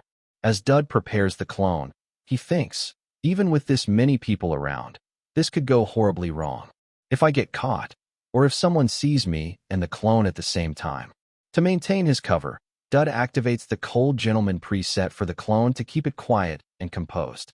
Just then, Dud hears a roar and flinches, only to be relieved when he sees it's just a monster outside the barrier. I just need to survive this, Dud tells himself. At that moment, Elnor walks in, and Dud is completely stunned to see her. As they move forward, Dud suggests to Elnor, why don't we head to the event and check out the nearby stalls? Elnor nods and tells him to take the lead. Dud thinks to himself that, by now, his clone and Elia should have met up. He needs to be careful to avoid running into his clone. Spotting a food stall, he turns to Elnor and says, let's grab something to eat from there. The stall is selling skewers. Internally, Dud winces, thinking this might be the worst recommendation for Elnor. But to his surprise, Elnor blushes and says, how did you know I like skewers? As they continue walking, Dud reminds himself that he needs to maintain their relationship, but also keep a healthy distance. It's crucial that Elia stays far away from both of them. They approach another stall, this one selling accessories. Elnor asks if there's anything Dud wants. He shakes his head. No, but I'll buy something for you, he says. To maintain emotional distance, Dud picks the least thoughtful item he can find, a plain button, and tells her, this looks nice. What do you think? Blushing again, Elnor replies, actually, I needed a button for one of my uniforms. Dud sighs internally. This is going to be harder than I thought. As they sit down, Elnor asks, have you chosen your major yet? Yes, Dud answers. I plan to major in theology. Surprised, Elnor urges him to reconsider. With your talent, it would be a waste not to join the Knights. But Dud has chosen this path for a reason. There's something I want to learn in the theology department, he says. Intrigued, Elnor asks, so there's something you want to learn? Yes, Dud replies. To protect what's precious to me, I need to study there. And what is it that you want to protect? Elnor asks. My life, and your downfall, Dud thinks. Holy skills are essential for his survival and achieving the ending he desires. Ever since I was little, I've had something I wanted to protect, he says. It's related to the secret society incident. He knows this upcoming event features a chapter boss unusually weak against holy skills. Elnor asks, does this have anything to do with why you're always involved with me? Dud is startled by her insight. I'm aware of the Tristan family curse, she says seriously. Yes, I'm talking about the curse that turns all members of the Tristan bloodline into deranged individuals. Isn't the only way to prevent it through mental training? With a grave expression, she continues, do you know the real solution? Dud nods. The angel's blessing. A miracle where two archangels grant their blessing to a single person, or so the legend says. Exactly, Elnor says. That's why, despite the accomplishments of the Tristan household, we're still feared. So I want to know, how are you able to stay close to me? Why are you always around when someone tries to assassinate me? She looks him in the eye. What are your intentions, Dud? Dud answers honestly. The thing I want to protect is you. Elnor's eyes widen slightly. And what am I to you, that you want to protect me? Dud responds. If I don't protect you, I'll die. Elnor is silent for a moment, digesting his words. Then she replies, I knew it from the start. You really are a strange man. I've been told that plenty of times, Dud says with a faint smile. He thinks to himself, I told her everything, with no lies. I hope that's enough to satisfy her curiosity. The scene shifts to Elia, who is walking with Dud's clone. She wonders if Dud is mad at her. He hasn't said much. As they move along, she says. How did we end up in the basement? The clone remains silent. Elia thinks, I need to get closer to Dud. I have to learn more about the Tristan family, but I'm not sure how to deal with guys like him. Looking around, she thinks, what is this place? Noticing the monsters around them, she remarks, it looks like these monsters are being used for academy research. She frowns. The professors are so irresponsible. How can they leave monsters like this in the basement? Looking more closely, she realizes some of the creatures are massive, and worse, they're not even restrained. Suddenly, a massive explosion shakes the area. Dud's clone lunges forward and shields Elia from the blast. Outside, the real Dud and Elnor are also shaken as the entire building begins to tremble. Shocked, Elia exclaims, why did you just jump in like that? Dud's clone replies calmly, it's my job. Surprised, Elia asks, what do you mean, it's your job? At that moment, the monsters break free from their cages, standing ominously before Elia. She grips her weapon and says, thank you for saving me. Now it's my turn to protect you. Suddenly, a new quest window appeared, stating that monsters had been released and Dud must resolve the situation. If too many people died, he would receive a severe penalty for the scenario. The reward for completing the quest was exclusive equipment materials. Without wasting a moment, Dud rushed toward the basement. Turning to Elnor, he said, I have something I need to do. Please find one of the priests. Elnor tried to stop him, but Dud insisted, please listen. We need to protect the students. The scene shifts to the basement, where Elia is facing the monsters alone and visibly exhausted. Dud, having retrieved his clone, rushes to her side and asks if these are all the monsters that escaped. Elia, relieved to see him conscious, nods. A system window appears. Elia's affection level has increased. Curiosity, interest. Another notification follows. Main scenario updated. Elia informs Dud that she missed one of the larger monsters. Dud immediately thinks it must be the bear-type monster from earlier. Elia says it should still be somewhere on the first floor, and they should be able to stop it quickly. Fatigued, she adds that she needs to take a short break. Concerned, Dud asks if she's all right. But internally, he reminds himself that the main scenario takes priority. Failure would result in a heavy penalty, something he cannot allow. The scene shifts again to the main hall. Students panic as a massive bear monster enters. One of the professors erects a barrier and instructs the students to ensure it doesn't break. We just need to hold on until the professors and knights arrive, he says. The barrier begins to crack. A nearby priest reports that neither the Chancellor nor Professor Conrad are present, and despite the situation, they cannot invoke the angel's blessing. Hearing this, Elnor exclaims, there are students here. We must do whatever we can to protect them. The priest frowns. Those are harsh words to direct at a professor. A high-level barrier like the angel's blessing isn't something just anyone can use. The knights will be here soon. We should wait. He continues, this is why I oppose the academy granting those monster rights to the Tristan family. They should never have been allowed to manage such creatures. Elnor clenches her fists in anger. Just then, Dud steps forward. I'll take care of it, he declares. Both Elnor and the priest are stunned. You're just a student, the priest says. Do you even know what a blessing is? Dud doesn't reply. He charges forward. A system window appears. Ultima of Divinity has been combined with Priest's Rosary. New skills unlocked. Asceticism and Holy Shield. Another window follows. Dangerous situation detected. Desperate survival activated. EX rank. As the bear monster lunges at him, Dud narrowly evades the first strike. A professor nearby sees this and shouts, "Why aren't you running?" Dud responds, "I'll buy us some time. Get the students out of here." The monster attacks again. Another window appears. Asceticism activated. All additional stats converted into Constitution. Dud casts Holy Shield and successfully blocks the monster's powerful strike using divine energy. Everyone watches in disbelief. The crowd murmurs. He's using the angel's blessing. The bear monster continues its assault, but Dud holds strong, repelling the blows with the holy barrier. Elnor, stunned, wonders how a mere student could wield such divine power.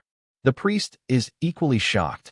Priests spend years in rigorous prayer to summon that blessing. After everything I've seen, I'm not even surprised anymore, Elnor thinks. He's always been hiding his full potential. The priest growls in frustration. Why can't that monster break through a simple barrier? Suddenly, Elia appears and knocks the priest aside. Forgive me, President Elnor, she says. But this priest is completely useless. Elnor asks, what took you so long? I passed out in the basement, Elia replies. I just woke up and came straight here. Still catching her breath, she adds, forget the priest. How is Dud using the angel's blessing like this? He's not even a priest. Even battle priests train for at least 10 years to use that.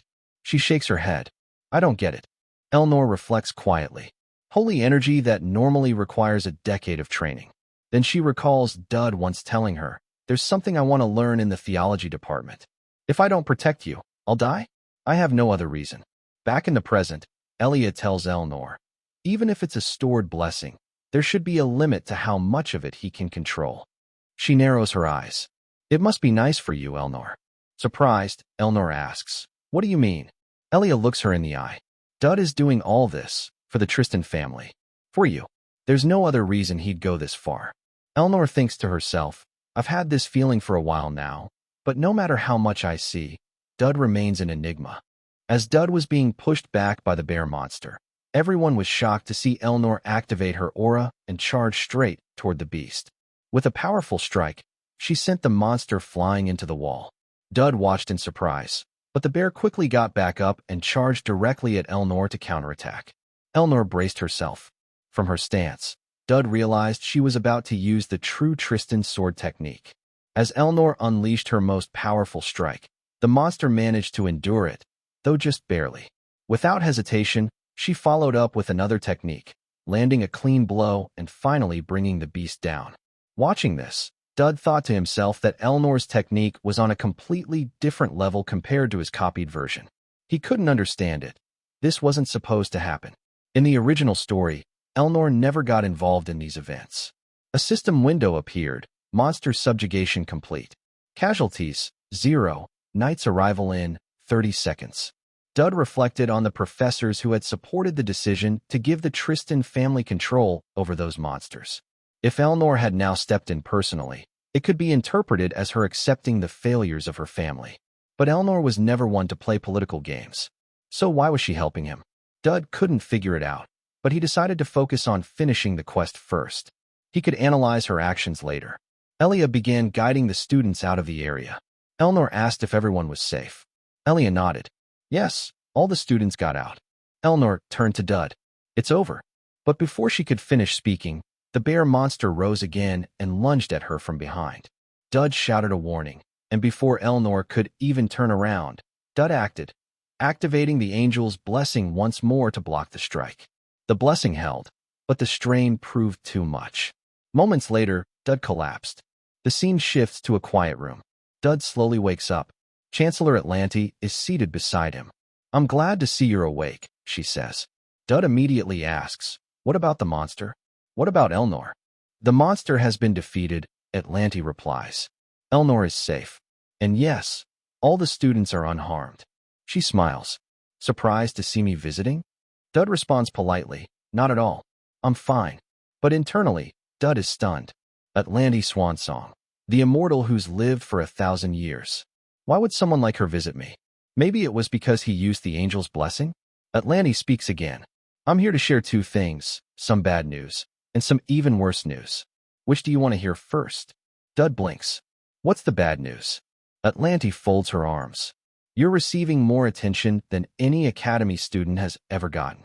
There hasn't been a single student in history who's been involved in as many accidents and incidents as you. She leans forward slightly. And from my experience, with your luck, I suspect this won't be the last time. You'll likely continue getting caught in the crossfire of misfortune. Dud sighs internally. It's not like I wanted any of this to happen. Atlanti's expression turns serious. Now, the other bad news, she says. Tell me, how much do you know about the demon? Seeing Dud's expression, Atlanti remarks. That's an interesting reaction. You don't seem even slightly worried, despite the president of the academy bringing up the topic. Dud replies calmly. I don't think I should reveal how much I actually know. If I did, I have no idea what you might be scheming. With a slight smile, Atlanti asks, scheming? What do you mean by that? Dud responds, I'm the only one who hasn't been assigned a class yet. I can't even attend regular lectures. Atlanti nods. I can tell the situation annoys you. She leans closer and continues. Thanks to the recent events, I've had to do some damage control. You may not be aware, but the current hegemony has little real control over society. The timing is unfortunate for them, and they're willing to do anything to recruit talent, even if it means dragging them up from the depths of hell. Dud replies, the coup d'etat within the tribal association, the restructuring of the Holy Empire, and the appointment of a new successor to the throne. Aren't those the reasons behind everything that's been happening? Atlanti raises her brows, impressed. You're absolutely right. The so-called Golden Triangle may appear to be peaceful neighbors, but beneath the surface, they're fiercely competing to secure the greatest talents. That rivalry is still ongoing as we speak. Most students wouldn't concern themselves with such things. That's correct, Dud says. And because of that, the entire continent is feeling the effects. Elfanti, the tribal association, the Holy Empire, all the events I've been involved in should have drawn their attention. And yet, they've made no move. That only makes sense if someone is deliberately restricting the flow of information. Atlanti thinks to herself, he's politically sharp too. So, Dud continues, it would be dangerous if I caught their attention, wouldn't it? Atlanti replies, yes, and the world will end. Dud is stunned by the gravity of her words. Then Atlanti presents a seal. Are you familiar with this? Dud's eyes widen. It's the seal of the purifiers. This is why I asked about demons, Atlanti explains. Seeing Dud's reaction, she realizes he already knows. The Purifiers, an underground, demon-worshipping organization, move in the shadows. Their sole goal is to summon demons and bring about the world's destruction. Both Elnor's failed assassination attempt and the monster escape incident are suspected to be their work. In both cases, their target was the Tristan family. There's no guarantee it won't happen again, Atlanti warns. Dud asks, why are you telling me all of this? I can't tell you why, she replies, but I can give you this. She hands Dud a strange object. This is an interdimensional key, a balance-breaking item that opens doors to other worlds. As Dud takes the key, his expression reveals he recognizes it. Atlanti smirks. You know what it is, don't you? Take care of it. Show me your progress. If I like what you bring to the table, I might even offer a few additional gifts. She adds, this conversation stays between us.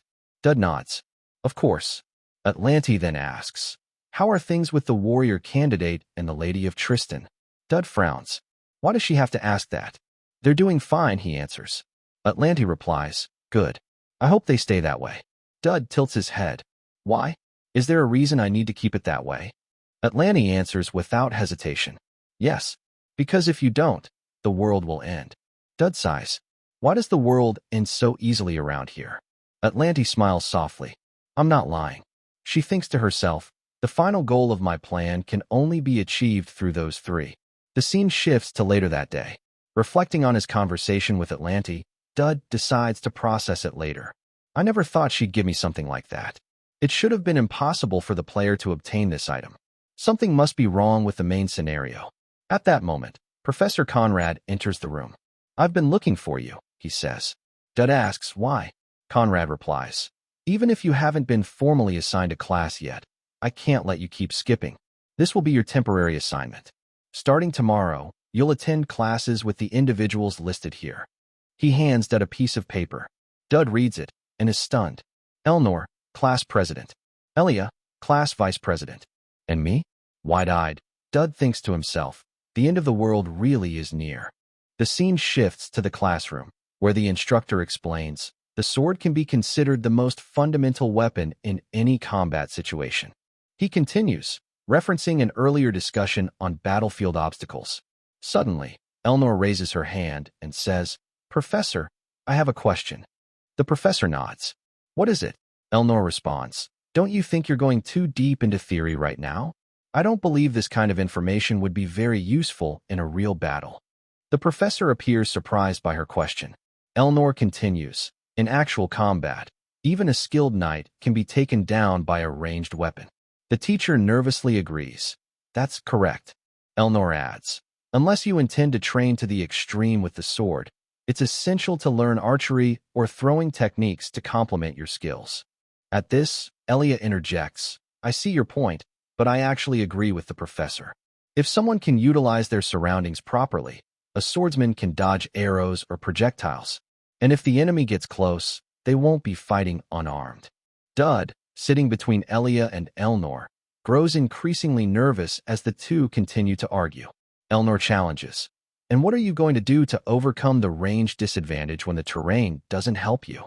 Elia fires back. Isn't that the whole point of this close-quarters combat lecture? Elnor retorts. I'm sure you understand there's a huge difference between theory and reality. As the debate escalates, Dud becomes visibly uncomfortable. Elia snaps. The lecture is up to the professor. If you're being forced to attend, then maybe just stay quiet?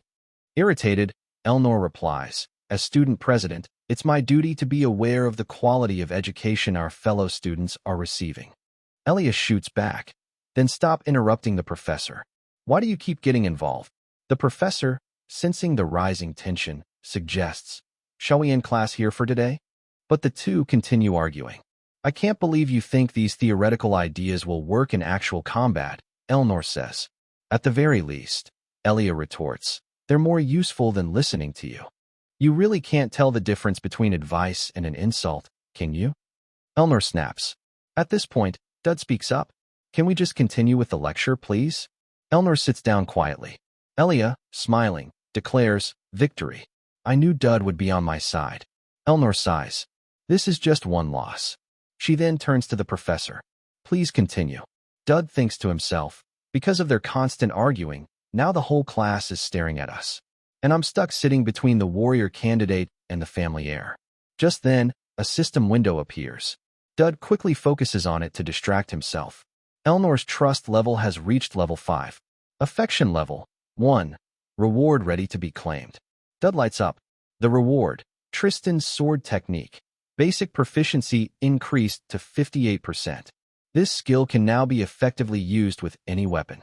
Additionally, breathing technique unlocked. Extends durability and stamina of the physical body to its limits. Highly compatible with the Tristan sword style. Dud thinks, these two skills enhance each other. With physical buffs like this, it's the perfect combination. Only Elnor could use it this effectively. He remembers this is why Elnor becomes the final boss, her monstrous close-quarters combat ability. Another window appears.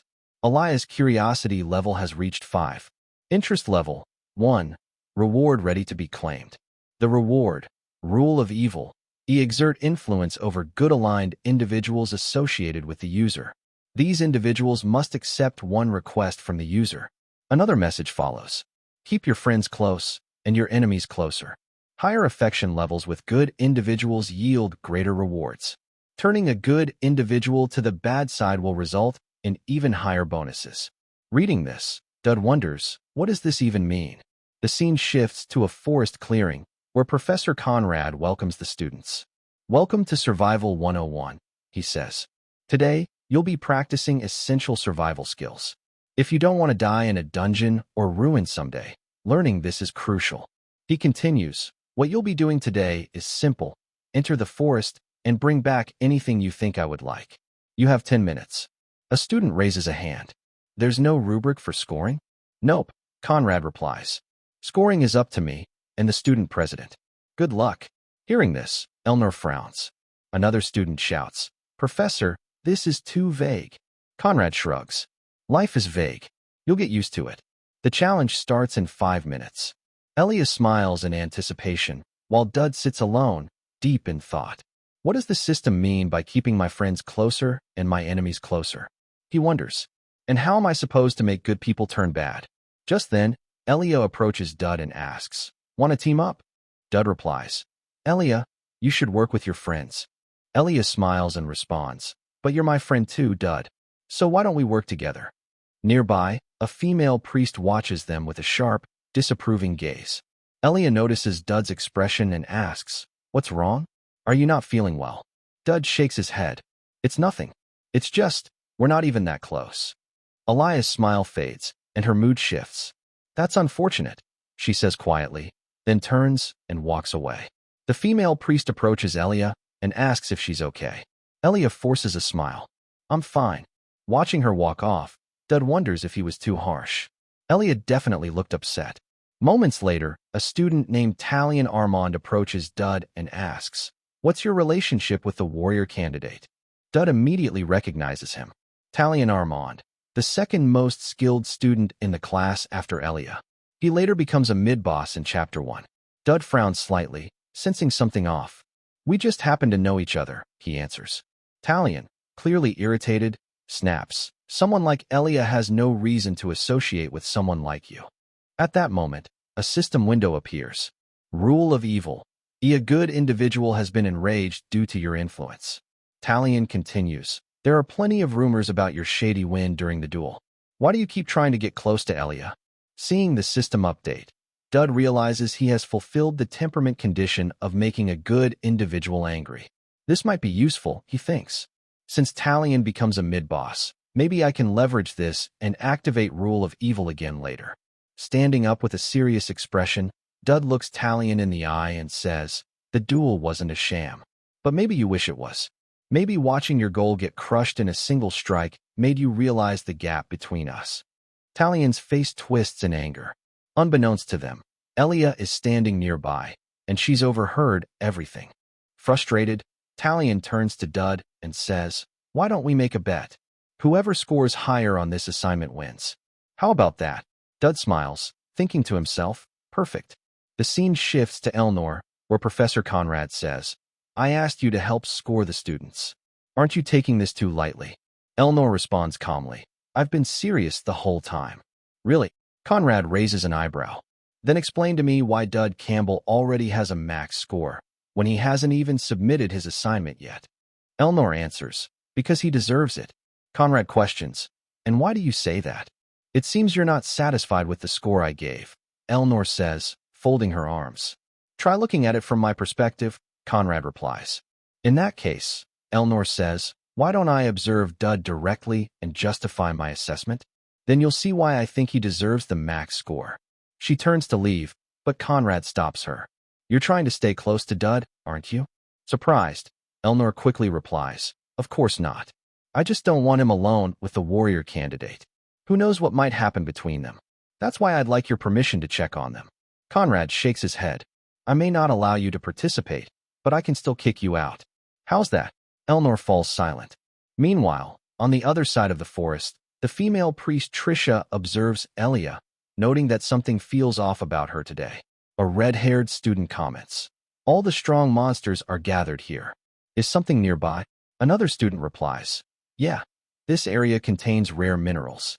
If we collect a few gems, we can avoid getting a low score." At that moment, Elia is seen fighting monsters alone. Trisha watches closely and sees dark emotions swirling around Elia. She may not show it, Trisha thinks, but Elia is angry. Trisha approaches and asks, "How have you been lately?" With a forced smile, Elia replies, "Not much going on recently." Even so, Trisha says gently, "If something's bothering you, I can help." "What are you talking about?" Elia replies, "Nothing's wrong." Trisha thinks, even if she says so, I'm worried her emotions might overwhelm her. She says aloud, "You don't have to hide it from me. I can tell something's bothering you." Elia sighs and sits down. "Was it that obvious?" "I can't lie to you, Trisha." Then she opens up. "It's Dud Campbell. He keeps distancing himself. All I wanted was to be friends with him." Trisha nods. "So that's what it is." Elia continues, "We've been through a lot together. I didn't think it was necessary to draw a line between us like that." Trisha says softly, "Maybe that's not his true intention." "What do you mean?" Elia asks. "Dud comes from a small barren family," Trisha explains. "If the warrior candidate is seen spending time with someone like him, people will start talking. I think he's trying to protect you in his own way." Elia, surprised, says, "So you're saying he's doing this for my sake?" "Yes," Trisha confirms. "Dud might be worried about causing unnecessary misunderstandings. Until he builds up his reputation, he'll probably keep his distance. But I'm sure he values you as a friend." Elia looks thoughtful. "I see." Meanwhile, Dud is running from something. A system window appears. Talion's rage is reaching its maximum limit. Lasting shame inflicted. Rule of evil. Activation reward earned. One command unlocked. Talion, filled with fury, chases after Dud. Suddenly, he begins attacking with his spear. Dud narrowly dodges while sprinting through the forest. Stop running and fight me like a man. Talion shouts, why do you keep stealing the final hits after I've done most of the work? Dud stops and says, all right, how about we split the rewards in half? Infuriated, Talion thrusts his spear at him again. Dud quickly retreats. Gathering his aura, Talion activates his technique, Mille Éclair, and hurls his spear at Dud with deadly force. But just before the spear lands, Elia appears and blocks the attack midair, shattering the weapon with her sword. Furious, she turns to Talion and says coldly, keep your hands off my friend.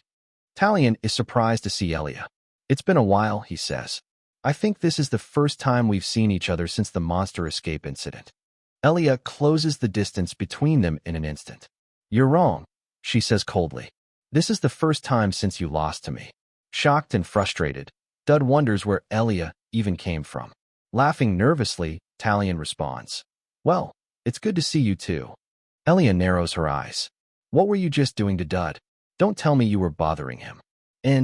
No. Talion begins, but before he can finish, Elia kicks him, sending him to the ground. I don't want to hear your excuses, Elia snaps. Cautiously, Talion stammers, I understand. But why do you keep defending him? Someone as skilled as you. That's none of your business. Elia cuts him off. Who I associate with is my decision. Dud tries to step in to calm her down, but Elia continues, I hate people who think they're better than others and lash out when they're not. Flustered, Talion shouts, Dud's lying to all of us. He's doing this to teach us a lesson. Dud's eyes widen in shock. He actually noticed? Talion goes on. Still, Dud's not someone who'd do something cruel without a reason. Angrily, Elia asks, do you want to get knocked out in one hit again? Talion pales. Wait, that was really Dud? I could have died back then. Lowering his head, Talion apologizes. I'm sorry, Dud. I promise I won't approach you again without permission. Elia, satisfied, replies, good. Let's try to get along. Then, without saying a word to Dud, she walks away. Watching her leave, Dud thinks, as expected of the warrior candidate, she really knows how to put people in their place. He wonders whether they're still friends. For now, he decides, I guess we still are. Shaking his head, Dud reminds himself to get his assignment graded. Soon after, he runs into Trisha, who introduces herself. Dud recalls that she's Elia's friend. I have something I want to ask, Trisha begins. Dud thinks to himself, in both the original story and now, she always drags out her conversations. This might sound intrusive, Trisha says, but Elia. Before she can finish, Dud cuts her off. Let me get my score first. Trisha sighs. Okay. In her mind, Trisha thinks, Dud made Elia fight with Talion. Normally, she would have talked things out. For her to draw her sword like that, it must be because of him. When Dud reaches Professor Conrad and Elnor, he's shocked to find them in the middle of a scuffle. And of course, Elnor is lying on the ground while Conrad sits, seemingly unfazed. The student president insisted on entering the forest, Conrad explains. So I told her she'd have to get past me first. I won. Dud stares, stunned. This school is insane. Conrad nods toward Elnor. She's improved a lot. Hey, stop playing dead. Elnor stays silent. I'm here to get my score, Dud announces. Conrad eyes the pile of resources Dud presents. Why did you bring so much? Dud shrugs. I wanted to be sure I picked the best ingredients. Conrad grins. It's perfect. You're in first place. I'm pretty sure Professor Percy would love these if you gave them to her. He adds, you already have the wish agreement. Why not earn some brownie points? I'll be sure to do that, Dud replies. Just then, Trisha arrives. Are you done? She asks. Conrad claps his hands. Class dismissed. You're all free to go. He turns to Trisha. Take care of Elnor. Of course, she responds. Before Dud can leave, Trisha says, please take care of Elia.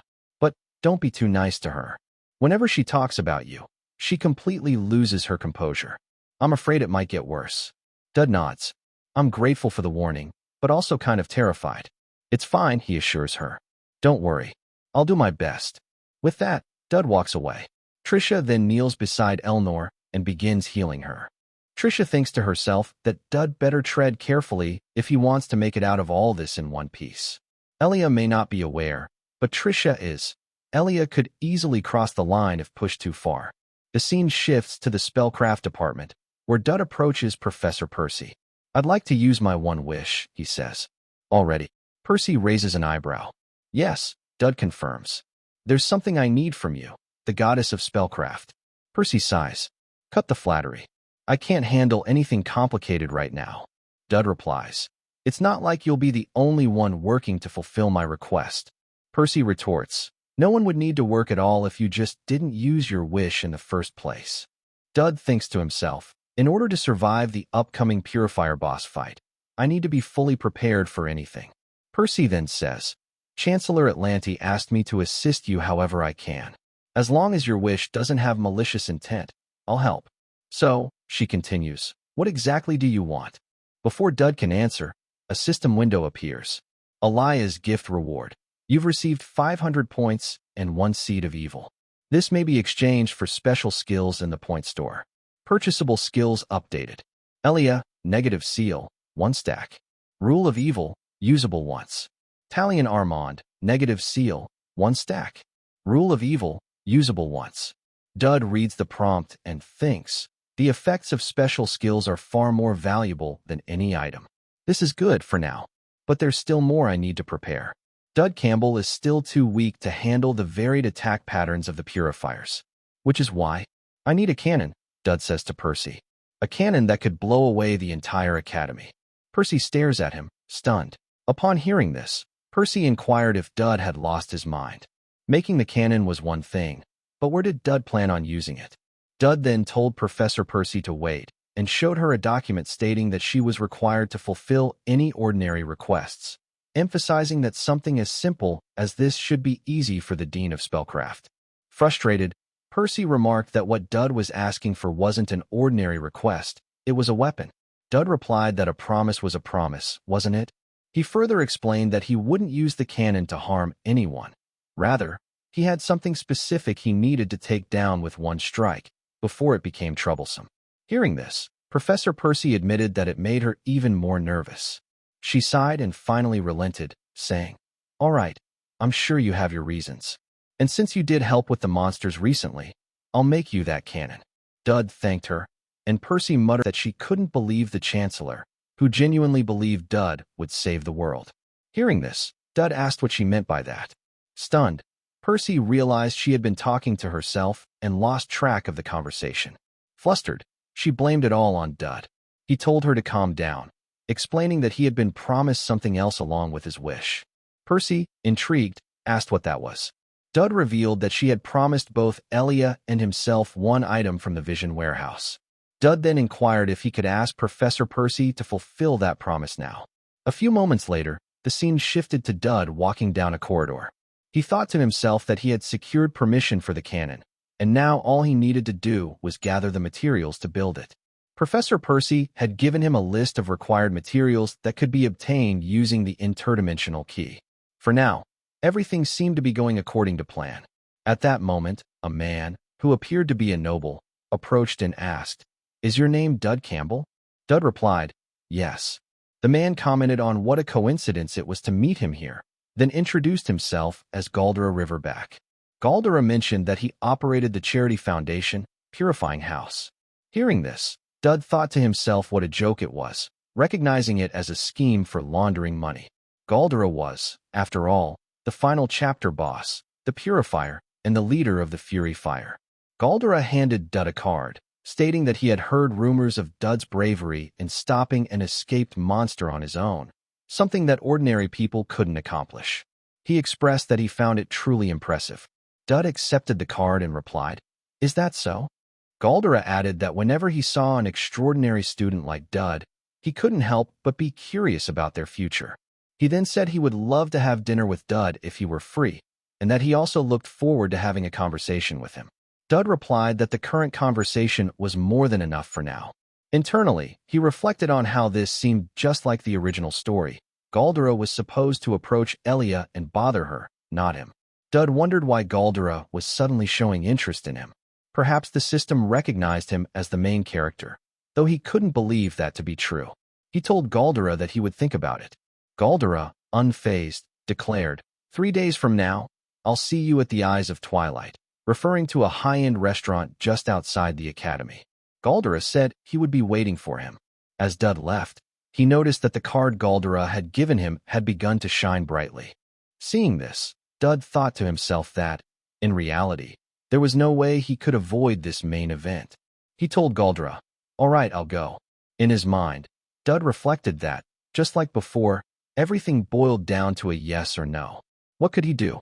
What did he know? What didn't he know? Weighing the factors and risks involved, Dud concluded that, if he considered everything in this situation, defeating the purifier wasn't impossible. However, he was still uncertain why he needed to fulfill Elia's role. Perhaps he had already made a mistake from the start. But right now, Dud decided to focus on what was in front of him and leave the rest for later. Then we see Dud knocking on a door. He called out, "Elnor, are you there?" Inside her room, Elnor heard his voice and inquired, "What are you doing here, Dud?" He replied, "There's no need to come out. I just have something simple I wanted to talk to you about." Elnor told him to go ahead and tell her. Dud asked, "By any chance, do you have some free time in 3 days?" At that moment, inside Elnor's room, her friend entered and reminded her that she needed to return her books on time, noting that she hadn't even read them and had just let them gather dust. Elnor told her friend to keep quiet. Dud continued, "I was hoping you would have some time to come with me somewhere." Elnor responded, "With you? Just the two of us?" Dud nodded. "Yes." She asked, "Where are we going?" Dud replied, "There's a place called the Eyes of Twilight." Hearing this, Elnor's friend remarked that the place was known as a great date spot. Elnor immediately told her friend to keep quiet. Then she turned to Dud and asked, "Why are you asking me to go with you?" Dud answered, "I'll tell you when we meet on that day." Blushing, Elnor hesitated and asked softly, "Are you buying?" Then the scene shifted to a memory of Elia as a young girl, furious with her older brother because he had pushed her. Seeing Elia crying, her brother, named Calivan, immediately apologized. To cheer her up, Calivan told her that he had bought cookies from the Baron's house. Elia took the cookies and began eating.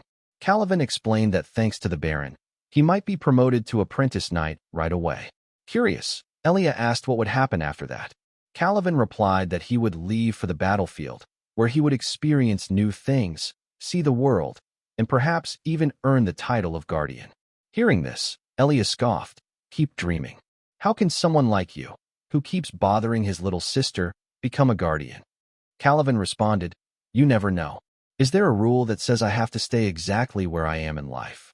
Elia, worried, asked, "If you go to battle, will you die?" Calivan replied, "I could, if I'm unlucky. But I've always been pretty skilled, so I don't think that will happen."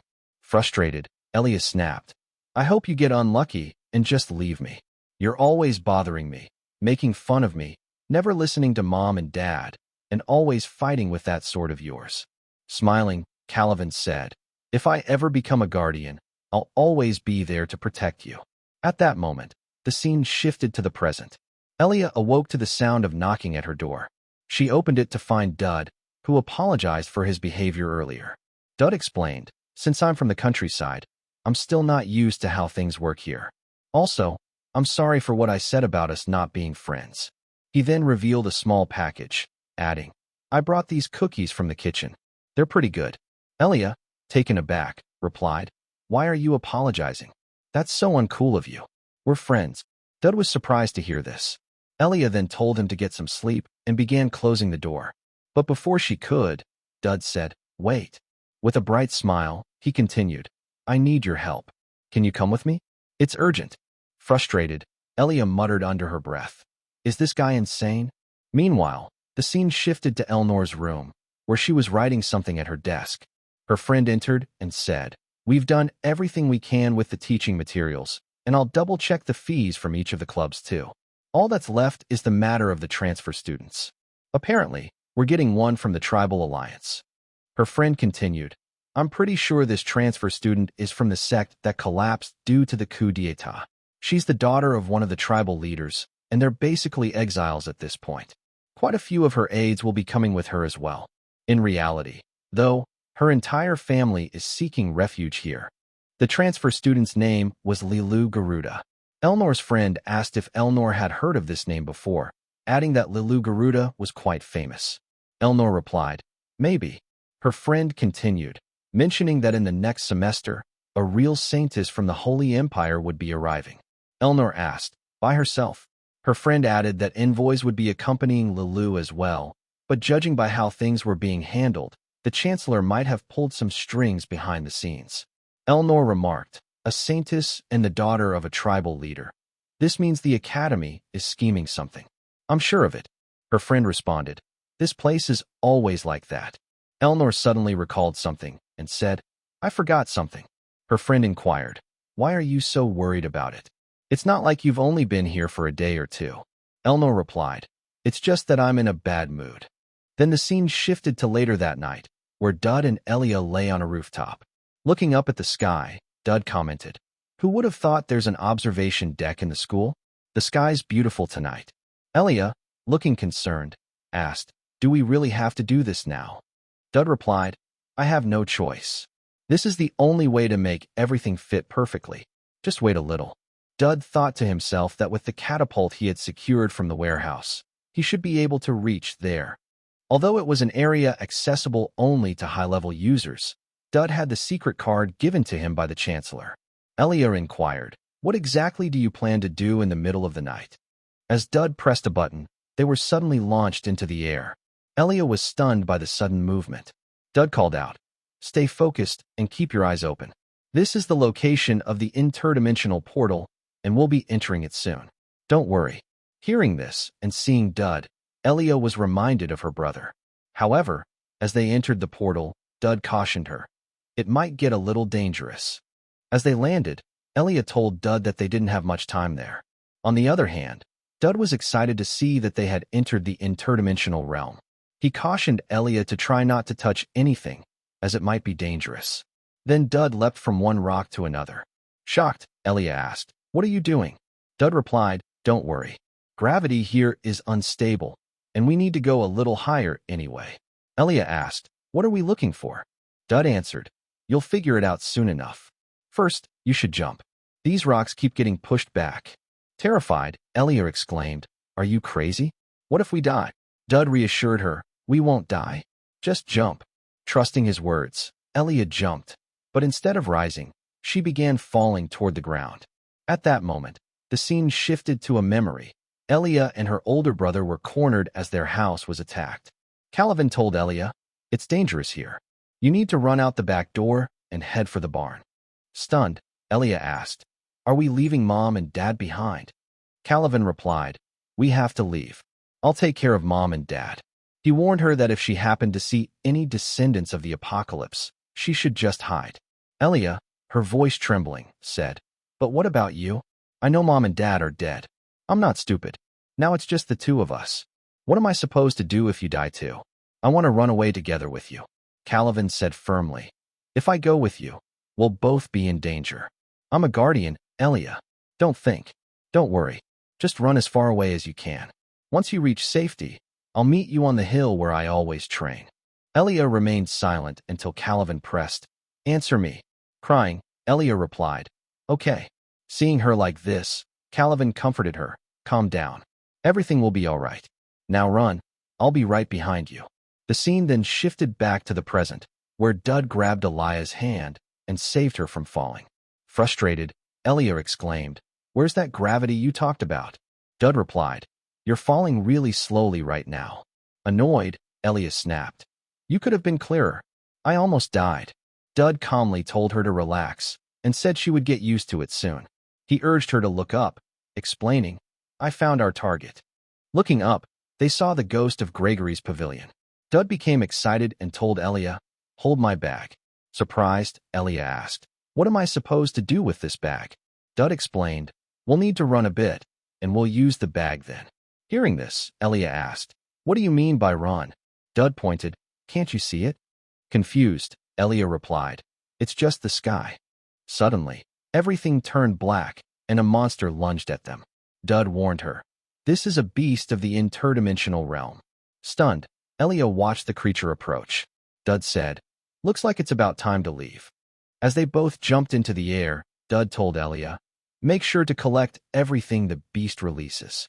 Though confused, Elia hurriedly tried to gather everything she could. Afterward, Dud grabbed Elia and the bag and rushed toward the exit. In an instant, they emerged from the interdimensional realm.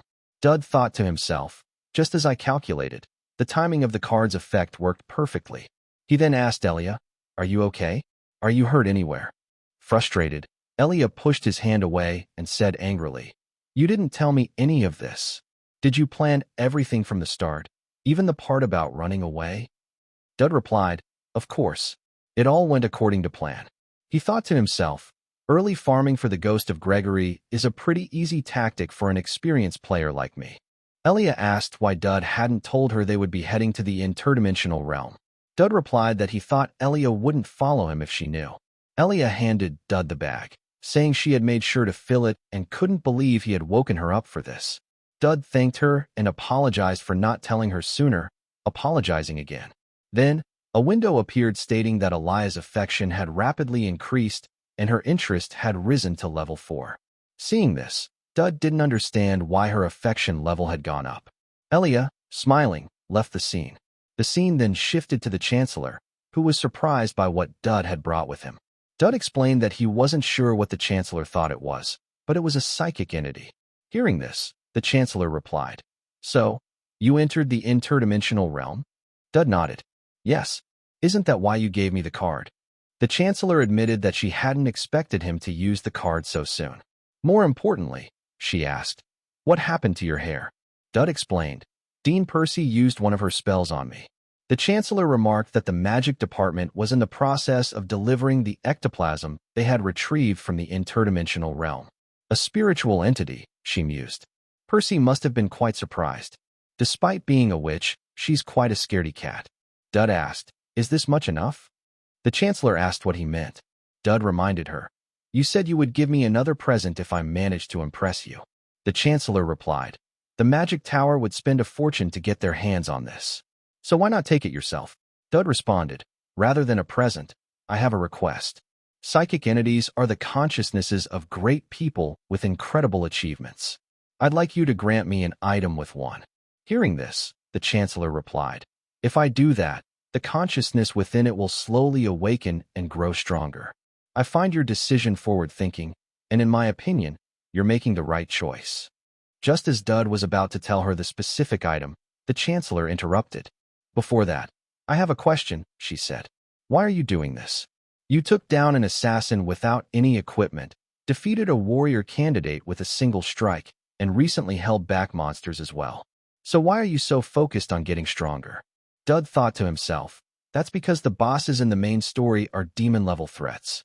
The end of this story involves Elnor and Elia, and I've already gotten involved with both of them." That's what he wanted to say, but instead, he said aloud, "I also have a question. Why do you favor me so much?" The Chancellor asked, "What do you mean by that?" Dud replied, "I'm sure you have many things you'd like to ask me. How I knew the location of the interdimensional realm, how I knew about psychic entities, how I defeated Elia, and how I stopped the monster. I know things that no normal student should know. Not to mention, I'm just a freshman, yet it feels like the academy has started revolving around me. I know that sounds like an exaggeration, but I truly feel that my studies and daily life have been completely influenced by you. So, I'm wondering, what exactly are you going to ask me to do in exchange for showing me so much favor?" The Chancellor replied, "Speaking to me that way, Student Dud, I don't quite approve of your tone. However, I see that you are well aware of the situation. After all, why is it that I'm giving you such special treatment?" The truth was that maybe it was simply because the Chancellor found Dud cute. Hearing this, Dud thought to himself, "Since I'm not telling the Chancellor everything, why would she tell me anything?" Still, the Chancellor agreed to help Dud obtain an item with a psychic entity. If Dud could raise the synchronization rate, the psychic entity would awaken. If he continued nurturing it, it would become incredibly helpful from Chapter 2 onward. Before that, though, Dud needed to complete the main quest, Chapter 1, Purifier. The scene shifted to later that night, where a window appeared, stating that an incident would occur at the Eyes of Twilight. Dud thought, "I need to finish the quest first," as he moved forward and saw Elnor. Dud asked, "Did I make you wait?" Elnor replied, "No, I didn't wait too long, just about 6 hours." Seeing Elnor looking so beautiful and elegant, Dud remarked, "Somehow, You look completely different from the freshman reception ceremony." Internally, Dud was taken aback by the realization that Elnor had been waiting for 6 hours, meaning she had arrived even before sunset. Elnor explained, "It's my first time coming to a place like this in a while, so I found a spot nearby and got ready." Hearing this, Dud thought, Elnor is way too thorough. Elnor continued, "This is your first time outside the school, right?" Dud replied, "Yes, it is." Elnor asked, "Then why won't you look me in the eye?" Dud thought, "That's because it's my first time being with a girl off campus. Honestly, this isn't like the freshman reception at all. This is a date." Elnor grabbed Dud's hand and told him to let go, saying, "The line is too long." Seeing the gathered crowd, Dud thought, "The eyes of twilight. It's just as crowded as I thought it would be." He voiced his concern, "Will we even be able to get inside?" At that moment, the restaurant staff called for customer number 27, but since they had canceled, they called for number 28. Dud noticed that it was Talion and asked, "What are you doing here, Talion?" Talion replied, "I'm working part-time here. My family doesn't send me an allowance." Surprised, he added, "And the student council president is here with you too?" Talion then asked, "What's your relationship with the president? Are you two here together?" Dud thought, "Why am I with the president anyway? Isn't this a date?" Elnor stepped forward and told Talion, "May I enter by the authority of the student council president?" Talion replied, "Of course." At that moment, Dud noticed Talion was wearing a necklace. Talion confirmed, "Yes, I'm wearing one given to me by the Foundation of Purity, the one Marquis Riverback runs." Suddenly, a system window appeared, stating that the skill rule of evil, authority over target Talion, would be activated. At that moment, Dud told Talion, "Don't wear that necklace today." Talion was surprised, and Dud added, "Make sure to tell the other part-timers not to wear theirs either." Talion agreed, replying, "Okay." Dud thought to himself, after raising Elnor's and Elia's affection, the main story is changing. Now I need to shift Marquis Riverback's favor toward me. The chances of just getting to eat at this restaurant and leaving are zero, as the story has twisted this way. As they entered, they were met by Marquis Riverback, who greeted them, saying, "It's nice to meet Lady Tristan and student Dud." Dud thought, "I need to at least prepare for a counter." Then, a window appeared stating, "Main quest. Defeat the food cart possessed by an evil spirit and take down the slimes." Marquis Riverback told Elnor that he wanted to speak with Dud alone for a moment, as he had something to discuss. Elnor was surprised to hear this and said, "Who said you could just talk with Dud?" At that moment, Dud reassured her, "It's fine." Marquis Riverback then stated, "Lady Tristan will be guided to her room." Dud told Elnor, "This won't take long. Just wait a little while." Seeing this, Marquis Riverback commented, "It seems like you have a good relationship with Princess Tristan." As they sat down, Marquis Riverback asked, "Do you know why you've been called here?" Dud replied, "You're planning to revive a demon. During the Moon Festival, when security is weakened, you intend to kill many people, gather massive amounts of demonic energy, unleash monsters everywhere, and use assassins to eliminate knights, spreading chaos and fear. You'll then attempt to awaken the demon sleeping within Princess Tristan's lineage, right?" Marquis Riverback was stunned to hear this. Dud continued, "The assassination attempts and monster attacks were you're doing from the start. But here's the thing. I've already reported all of this to the headmaster, and the proper countermeasures have been taken. So what now?" Marquis Riverback couldn't believe what he was hearing. He now understood why the seer had taken a liking to this boy. Dud appeared harmless on the surface, but was far more cunning and perceptive than anyone else. Marquis realized Dud was not ordinary. "It's impressive," Marquis Riverback said. "But by now, my subordinates have already captured the princess. You couldn't have predicted that." At that moment, Elnor burst into the room, breaking down the door. Marquis Riverback was stunned to see the princess there. The scene shifted to moments earlier, when Marquis' subordinates had approached Elnor and told her to come with them, claiming they had to go somewhere. At that moment, Elnor heard the demon's voice telling her, "The Marquis' subordinates will storm in any minute now. About your mana, it's been rough lately. Even if not now, sometimes it's better to let it out." Elnor then stated, "According to Imperial law, it's acceptable to subdue demon followers before reporting the incident." One of the men questioned, "Are you capable of subduing us?" In response, Elnor released her aura and, with a single strike, took down the man. The other subordinates were shocked to witness this and charged at her with swords drawn. Drawing upon a small amount of the demon's power inside her, Elnor swiftly dispatched them one by one. Returning to the present, Marquis Riverback was incredulous at what had just happened. Dud asked Elnor, "Are you okay?" Elnor replied, "I do feel refreshed now." A window appeared stating, "Elnor's affection level has risen above fondness. Her mana has improved thanks to Dud." Elnor commented, "This doesn't feel like a proper date or social interaction at all. Let's go out together again next time." Another window appeared stating, "Special quest activated. Gideon La Tristan has taken an interest in Dud." Surprised, Dud wondered why Elnor's father was suddenly interested in him. Still, he figured that marked the end of the quest. At that moment, Marquis Riverback said, "I didn't think I would have to use even this," revealing a demon essence. Shocked, Dud couldn't believe Marquis was resorting to such a thing. Marquis consumed the essence, and suddenly, dark mana erupted from the restaurant. Dud stood up, shocked to witness Marquis Riverback transform into a demon. The Marquis smirked and said he hadn't planned to use this power until the messenger had been dealt with, Dud Campbell. Releasing a dark, suffocating aura, Marquis Riverback declared, "Let's see if you can handle my new power." He had become a demon who consumed the essence of the devil, allowing him to wield a portion of its might. Dud immediately recognized this from Chapter 1 of the novel. A notification window appeared before him.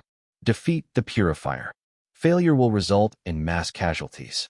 The Marquis raised his hand. "It's time for purification," he announced. Frustrated, Dud thought to himself that the real problem wasn't just Marquis Riverback, it was also the man-eaters. The demon worshippers that Elnor had once defeated had been resurrected and were now charging toward him. Just then, Talion unleashed one of his new techniques, a move he had learned directly from Dud, and took down several man-eaters. Dud, meanwhile, seemed lost in thought.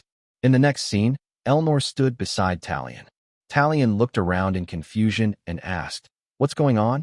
What are these monsters? And where is Marquis Riverback?" He then added with a grin, "By the way, did Dud see my new move? I'd appreciate some feedback." Dud responded grimly, "These monsters, they're all your comrades. They've changed." Talion's eyes widened in shock. Dud continued, "If you had been wearing a necklace like theirs, you'd have ended up just like them." "Was this orchestrated by the Marquis?" Talion asked, alarmed. "Listen carefully, Talion," Dud said firmly. "If you want to survive, follow my lead." "I understand," Talion replied. "But what are you planning to do?" "I have to protect the civilians and stop the Marquis. There's something I must take care of first." Hearing this, Talion was impressed. Even in the middle of a disaster, Dud's strategic thinking is remarkable. Dud nodded. "Let's move." Talion charged ahead.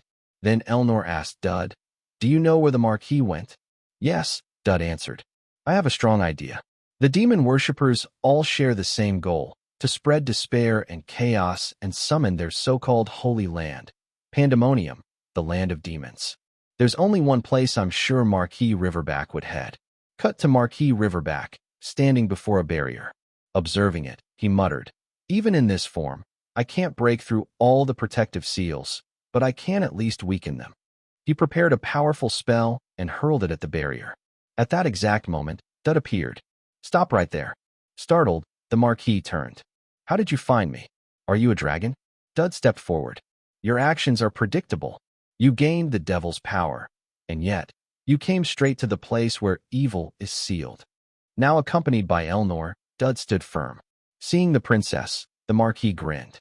"You've saved me the trouble of hunting her down. I'll kill you both and secure her." Dud turned to Elnor. "No matter what happens, we will survive." Elnor felt a rush of emotion. The level of trust Dud placed in her was overwhelming, but she knew she had to rise to meet it.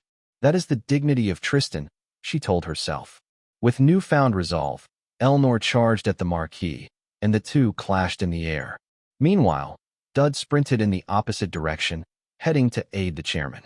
Marquis Riverback spotted him and launched a barrage of dark magic, but Dud managed to dodge every strike with agility that surprised the Marquis. Seizing an opening, Elnor struck Marquis Riverback hard, sending him crashing toward the ground. As Dud continued running, Marquis Riverback screamed in frustration. Coward! Come back and fight me. Just then, Elnor descended and attempted another strike, but the Marquis unleashed his full demonic aura. The blast sent her flying, right toward the area where Dud had been running. Taking advantage of the distraction, Marquis Riverback activated a spell, Fangs of Darkness. A vicious, jagged wave of shadow magic surged through the air, aimed directly at Dud, who had no idea the attack was coming. As Dud saw the incoming attack, he quickly activated his divine shield. However, he was unable to fully dodge or block the strike. It landed directly, sending him crashing to the ground.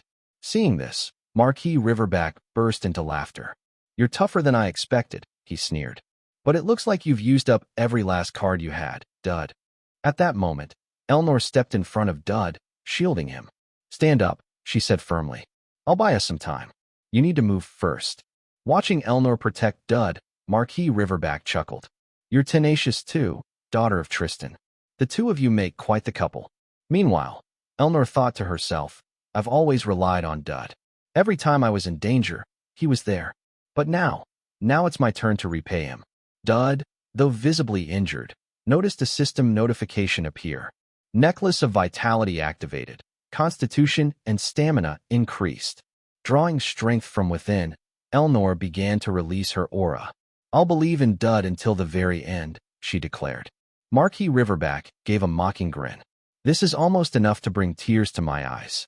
Are the lovebirds done with their little strategy meeting? Elnor narrowed her eyes. I have a question for you, Marquis. Tell me honestly. Tonight, in your eyes, do Dud and I suit each other? Caught off guard, Marquis Riverback responded, dreadfully so. Are you planning to make yourself a housewife after all this? Enraged by his sarcasm, Elnor unleashed her aura and charged at him. She struck him with a powerful kick, then followed up with a barrage of punches and kicks from every direction. Finally, she cast one of her high-level spells, Maxima Tramontana, and it landed directly.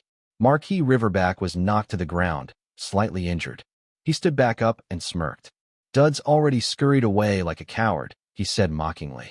To Elnor's surprise, Marquis Riverback turned and rushed in the direction Dud had previously run. What else could he be hiding, he muttered. Elsewhere, Professor Conrad observed the scene. Looks like things are nearly settled here, he commented. Elia nodded. We were lucky, Professor Percy, and you were here. If even one of you hadn't come, this could have ended badly. Percy added, That's right. It's fortunate we arrived after Dud warned us. Conrad agreed. He only came here expecting to share a meal with Marquis Riverback. If the professors hadn't been present, it could have ended in disaster. Elia questioned, Could all of this really be coincidence?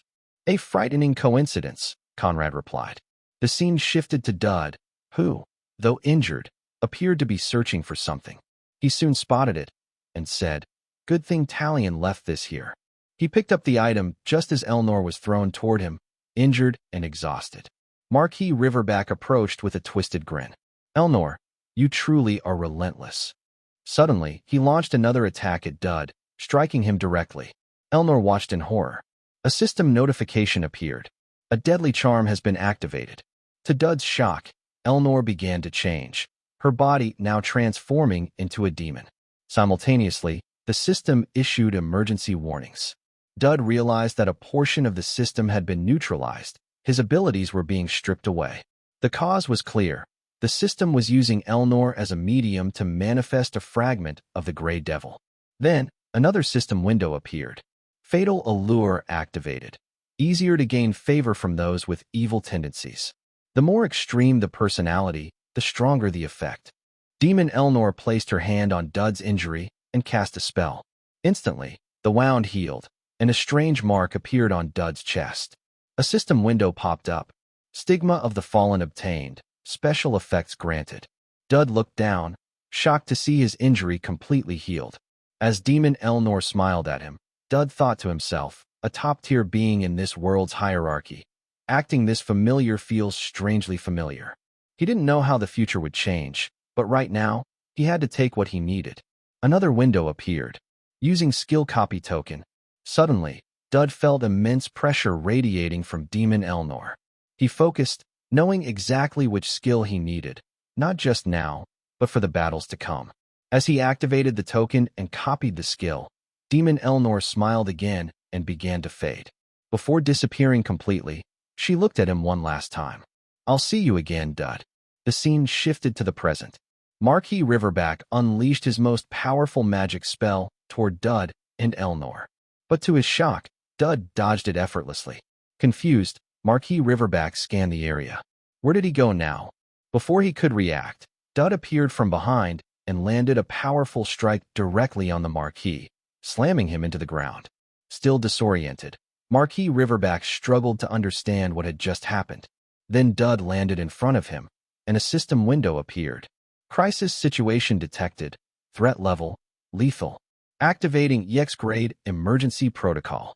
Skill activated. King of Pandemonium. Dud began to transform.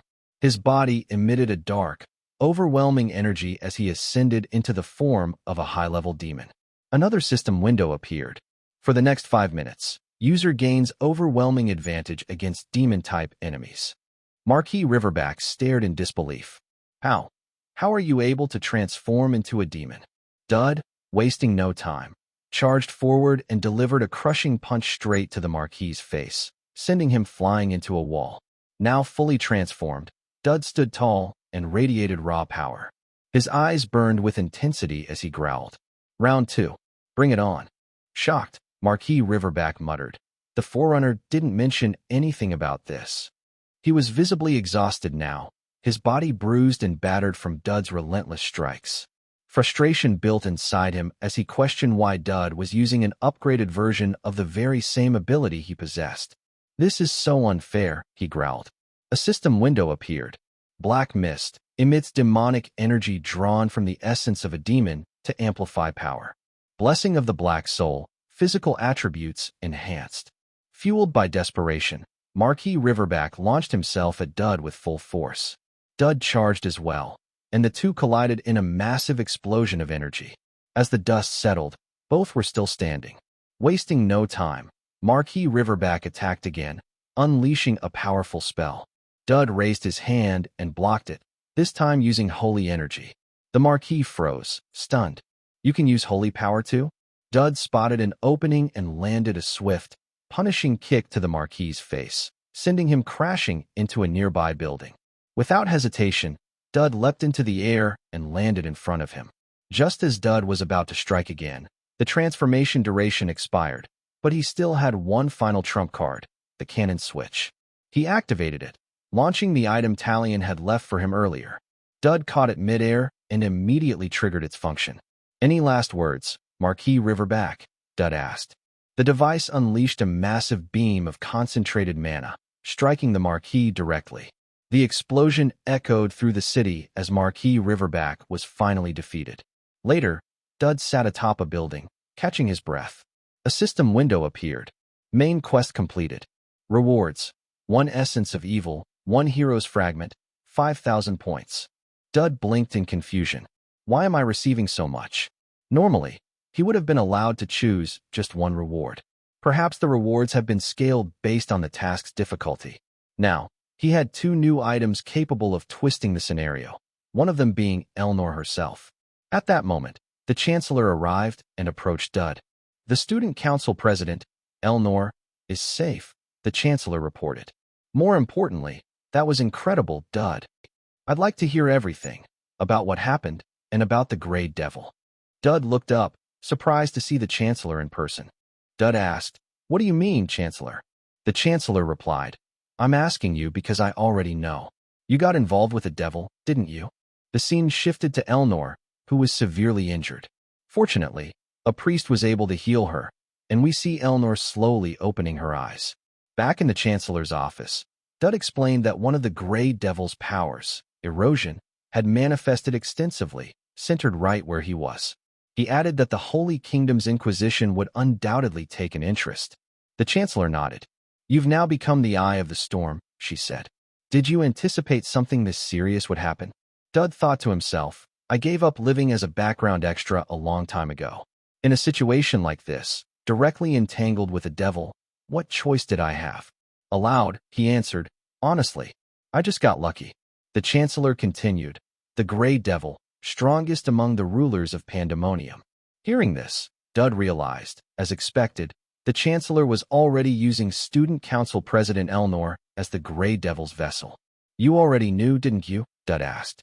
The Chancellor nodded. First of all, thank you. You fought for the school and protected Elnor. You can relax now, but listen carefully. What I'm about to say is highly confidential. Dud leaned back and rested his head on the Chancellor's lap. She continued. After the final battle of the last hero, the devil fragments scattered across the world. If even one of them manifests in this world, the others begin to gather around that person. Since the Grey Devil awakened, even if only briefly yesterday, the other fragments will begin to converge soon. Dud thought to himself, in the original story too, devil vessels always brought disaster. The Crimson Devil's vessel caused the Red Knight incident, a tragedy that wiped out Elia's entire family. These vessels and fragments are usually assigned randomly each playthrough, except for Elia and Elnor's. The Chancellor went on. The Holy Kingdom's intelligence network is formidable. They've already shortlisted potential vessel candidates. Elnor was one of them. I've been doing my best to gather them here at the school. Dud was impressed. Gathering the candidates like that, it's clever. But isn't it incredibly dangerous to bring them all together in one place? The Chancellor continued. There was once a case where a devil's vessel fell in love with someone. As a result, the devil's fragment inside them was completely destroyed. She paused, then added, The Grey Devil seems to like you, Dud.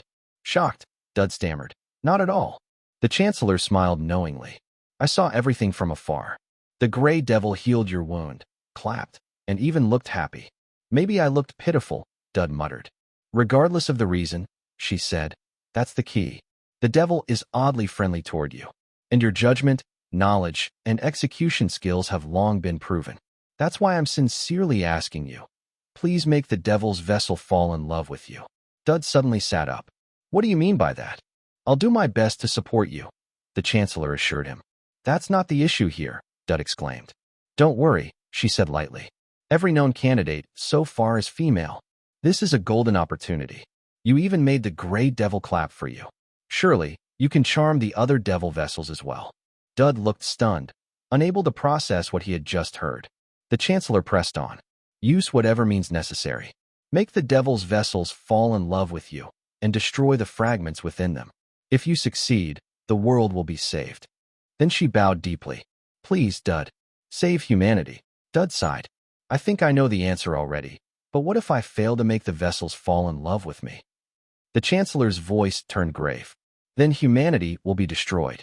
The world will crumble, and an evil empire ruled by devils will rise. Dud sat in silence, stunned. I hate the devil route, he thought bitterly. Elnor woke up and wondered, did we win against the Marquis? At that moment, she heard a commotion outside. Someone was saying, she came yesterday too, and even skipped class for this. Moments later, Elnor's friend entered the room, and was surprised to see Elnor awake. Smiling, Elnor teased, Did you skip class just to see me? Her friend rushed in and hugged her tightly. I thought you were going to die. Elnor gently told her to calm down, and then asked, What happened to Dud? Her friend replied, Dud's already been discharged. Elnor's eyes widened in surprise. He wasn't really hurt anyway, her friend continued. You were the one who got seriously injured. I honestly thought you weren't going to make it this time. Elnor looked stunned. I was that badly hurt, and Dud was fine. The scene shifted to the day before, when Dud came to visit Elnor. At the time, she had been unconscious for 2 days. Her friend, worried, had said, What if she doesn't wake up? Dud responded calmly, Don't worry. Elnor isn't someone who'd die from something like this. I guarantee she'll wake up in a few days. Her friend asked, How can you be so sure? Dud smiled. Because I'm still alive. And Elnor's the kind of person who'd risk her life to protect someone like me. The Tristan family is not weak. Back in the present, Elnor's friend smiled and said, So, do you have enough strength to hold a pen? Since you're awake, there's a lot of paperwork that needs your approval. Elnor groaned playfully. I'm still a patient, you know. Then her friend's tone shifted. Now it's time to give you some unsettling news. 2 major figures are coming to the academy. 2. Elnor asked. The first is Saint Lucien. Elnor frowned. Wasn't Lucien supposed to join next semester? Her friend nodded. He was, but not anymore. The Chancellor decided Lucian will be enrolling next week instead. Why the sudden change? Elnor asked. Because of an incident. The Holy Kingdom and the Inquisition have started to move. Elnor's friend hesitated before continuing. I wasn't going to mention the second person, but who is it? Elnor asked. Her friend took a breath. Sir Gideon. He's coming to the school soon. Elnor's eyes widened in shock. My father. The scene shifted to the next day, where Dud received a letter from his parents. The letter mentioned that they had heard the weather at the academy was especially hot, and they advised Dud to take care of his health. They had also sent some fruit for him to enjoy and share with his friends. Furthermore, Dud's parents wrote that a parent visitation event was scheduled soon. However, they were extremely busy preparing for the harvest, so it would be difficult for them to attend. Instead, they would send Hermann in their place. If Dud needed anything, he was to ask Hermann. They reassured him that everything was peaceful back in their hometown, so he shouldn't worry. They knew he was clever, so they weren't too concerned, but reminded him not to cause any trouble and to live quietly. As a final note, they added that if Dud happened to get a girlfriend, he should bring her home during vacation. Take care, the letter ended. After reading the letter, Dud felt relieved that his parents wouldn't be visiting. Later, Dud met with Hermann, who was more or less like his personal butler. Yes, Hermann said lazily. If young Master Dud has any orders, please tell me. Preferably very slowly. Dud raised an eyebrow. Aren't you being a little too openly lazy? Hermann handed him the fruit his father had sent from their estate. As other students saw Dud chatting with a personal servant, they became visibly annoyed. Seeing their reactions, Dud leaned toward Hermann and whispered, We need to act like we're friends here. Do we really have to? Hermann asked. Yes, Dud replied firmly. Just go with it. And eat these grapes while you're at it. Hermann reluctantly took a few grapes, grumbling to himself about how much of a bother this all was. Meanwhile, Dud's mind was far from relaxed. Now's not the time to enjoy any of this, he thought. What the Chancellor said was too shocking. I have to make the Devil's Vessel candidates fall in love with me to save humanity? He glanced at the system interface. Elnor Tristan, Favor Level 1. Curse Inheritance. Activation Quest Initiated. Gideon Tristan, Curiosity Level 1. Curse Inheritance. Activation Quest D7. World peace is at stake, Dud thought grimly. And I'm already anxious about these upcoming quests, and this isn't even the end. A new system window appeared. Main Quest, Chapter 2. The real problem is the boss fight. Objective: devise a plan to defeat the chapter boss. But I've never even met Gideon in the original story, Dud thought. What am I supposed to do? Hermann, seated beside him on the bench, casually remarked. It's way hotter here than back at the estate. Dud remained lost in thought. In the original story, Gideon was already dead by the time I appeared. He wasn't even close to Elnor, but a father is still a father. Originally, Gideon's death was the trigger for the Grey Devil's awakening. But in this timeline, the awakening already happened during the first boss fight. Everything is tangled up now. Just then, Hermann noticed Talion approaching. Hello, he greeted. Talion looked at Dud, puzzled. Why does Dud's teacher look like he's suffering? He wondered. Could Hermann be bothering him? Meanwhile, Dud was still deep in thought. If Gideon is alive, the scenario I know could change without limits.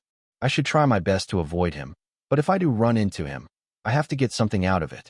Otherwise, I don't think I'll be able to handle the Chapter 2 boss. He looked up and saw Talion standing next to Hermann. Dud asked, What are you doing with my butler, Talion? Talion looked surprised. He's your butler? Dud nodded, then said with a smirk, Since you touched my butler, I'm going to borrow your sword for a day. Without hesitation, Talion handed over his sword. It would be an honor, he replied. I'll return it later, Dud said casually.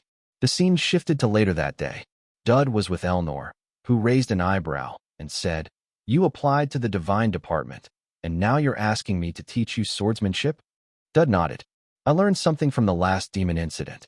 My divine power alone leaves me weak in close combat. I want to learn the basics of Tristan's swordsmanship. Thanks to the villain affinity gift, Dud thought, Elnor will keep getting tied to me anyway. Elnor smiled slightly. This is the first time you've said something I actually like. A productive request from a junior. I suppose I can help a little. Excited, she unsheathed her sword. This is my chance, Dud thought. If I can copy as much of her swordsmanship as possible, it might help me deal with Gideon later. Swordsmanship seems like the only peaceful way to approach him. At that moment, Elia appeared. Well, this is a rare sight. The busy student council president giving a private lesson in the training field. Elnor replied, Dud asked me. Really? Elia said, glancing at him. But you specialize in one-handed swords, right? Dud would use a two-handed one. It's fine, Dud replied. One-handed or two, it doesn't matter. Elnor stepped closer and added, the type of sword doesn't matter. What matters is who teaches you. With a playful smile, Elia responded, exactly why I think it would be better if I taught Dud. I used to be an instructor, you know. Wouldn't that be better? Dud began to grow nervous, sensing the tension between the two. Elnor narrowed her eyes. Are you saying your swordsmanship is better than mine? Of course not. Elia laughed. How could I possibly beat the student council president? But I do know a few openings in Tristan's swordsmanship. Oh, Elnor said sharply. Then why don't you show me those openings? I will, Elia replied. On one condition, no using force. With that, the two girls took their positions, swords drawn and eyes locked. The duel was set, not for victory, but to determine who would be the one to teach Dud. Elia tells Elnor that she must fight without relying on the Tristan family's strength. Elnor responds calmly, saying she wouldn't mind seeing things escalate to that point. From the side, an exasperated Dud shouts that Elnor had promised to teach him. So why are she and Elia fighting instead? Wasting no time, Elia charges forward and strikes at Elnor, shouting for her to teach her a move. Elnor responds coolly, noting that Elia's movements are too large. With ease, Elnor blocks the incoming strike with her sword and counters using a refined sword technique, unleashing a flurry of blows. Though surprised, Elia manages to block the attacks, but she is steadily pushed back. As she defends, Elia realizes Elnor's strikes are incredibly fast, not weak by any means. While continuing to block, Elia questions herself. What am I doing? I can't lose to a devil. With a surge of resolve, Elia lunges forward with a powerful counterattack that catches Elnor off guard and pushes her back. At the same time, Elia thinks to herself that although Elnor may carry the blood of a devil, one day she will inevitably be consumed by it and go berserk, whether she wants to or not. Angered by the thought, Elia channels her mana into a technique called Guardian Strike and directs it through her sword. Elnor meets the attack head-on, successfully blocking the strike. However, the deflected energy surges off course, straight toward Dud. Shocked, Dud freezes, but Elnor immediately reacts, rushing to shield him. She intercepts the attack effortlessly. It's hard to control these things called emotions, Elnor says quietly. Watching her, Dud marvels. Is this really a human's reaction speed? Elnor seemed even faster and stronger than before. He begins to wonder. Has she already started merging with the fragment? Elia quickly apologizes, admitting that she went too far. Elnor nods and responds that while Elia's swordsmanship is respectable, a hero candidate must train more than just her sword arm, because allies getting hurt is unacceptable. Elia agrees and apologizes once more. Elnor then looks around, surprised to find Dud gone. Only his butler, Hermann, remains. The scene shifts to a quiet forest, where Dud stands near a secluded house, wearing a mask. Deep in thought, he reflects on Elnor's condition. I can't just sit around anymore. If I slack off, I'll never improve. He knows he's not destined to become a pure swordsman. Holy power is essential for survival. He must grow in both swordsmanship and divine power. Later, we see Dud meeting Yuria, the saint's true younger sister. He greets her, noting that she looks healthy. But Yuria wastes no time. She immediately draws her sword and strikes at Dud. Dud smiles to himself. Now it's Yuria's turn to help me. The scene shifts to a memory. A voice speaks to Yuria, asking, Are you hoping someone will save you? Hoping someone will be your friend? That kind of hope will only bring you more pain. The figure continues, telling her that she needs to realize it quickly. Hope is nothing more than a prelude to despair. He insists that Yuria should accept the truth, just as her sister did. Yuria's eyes widen in fear and worry.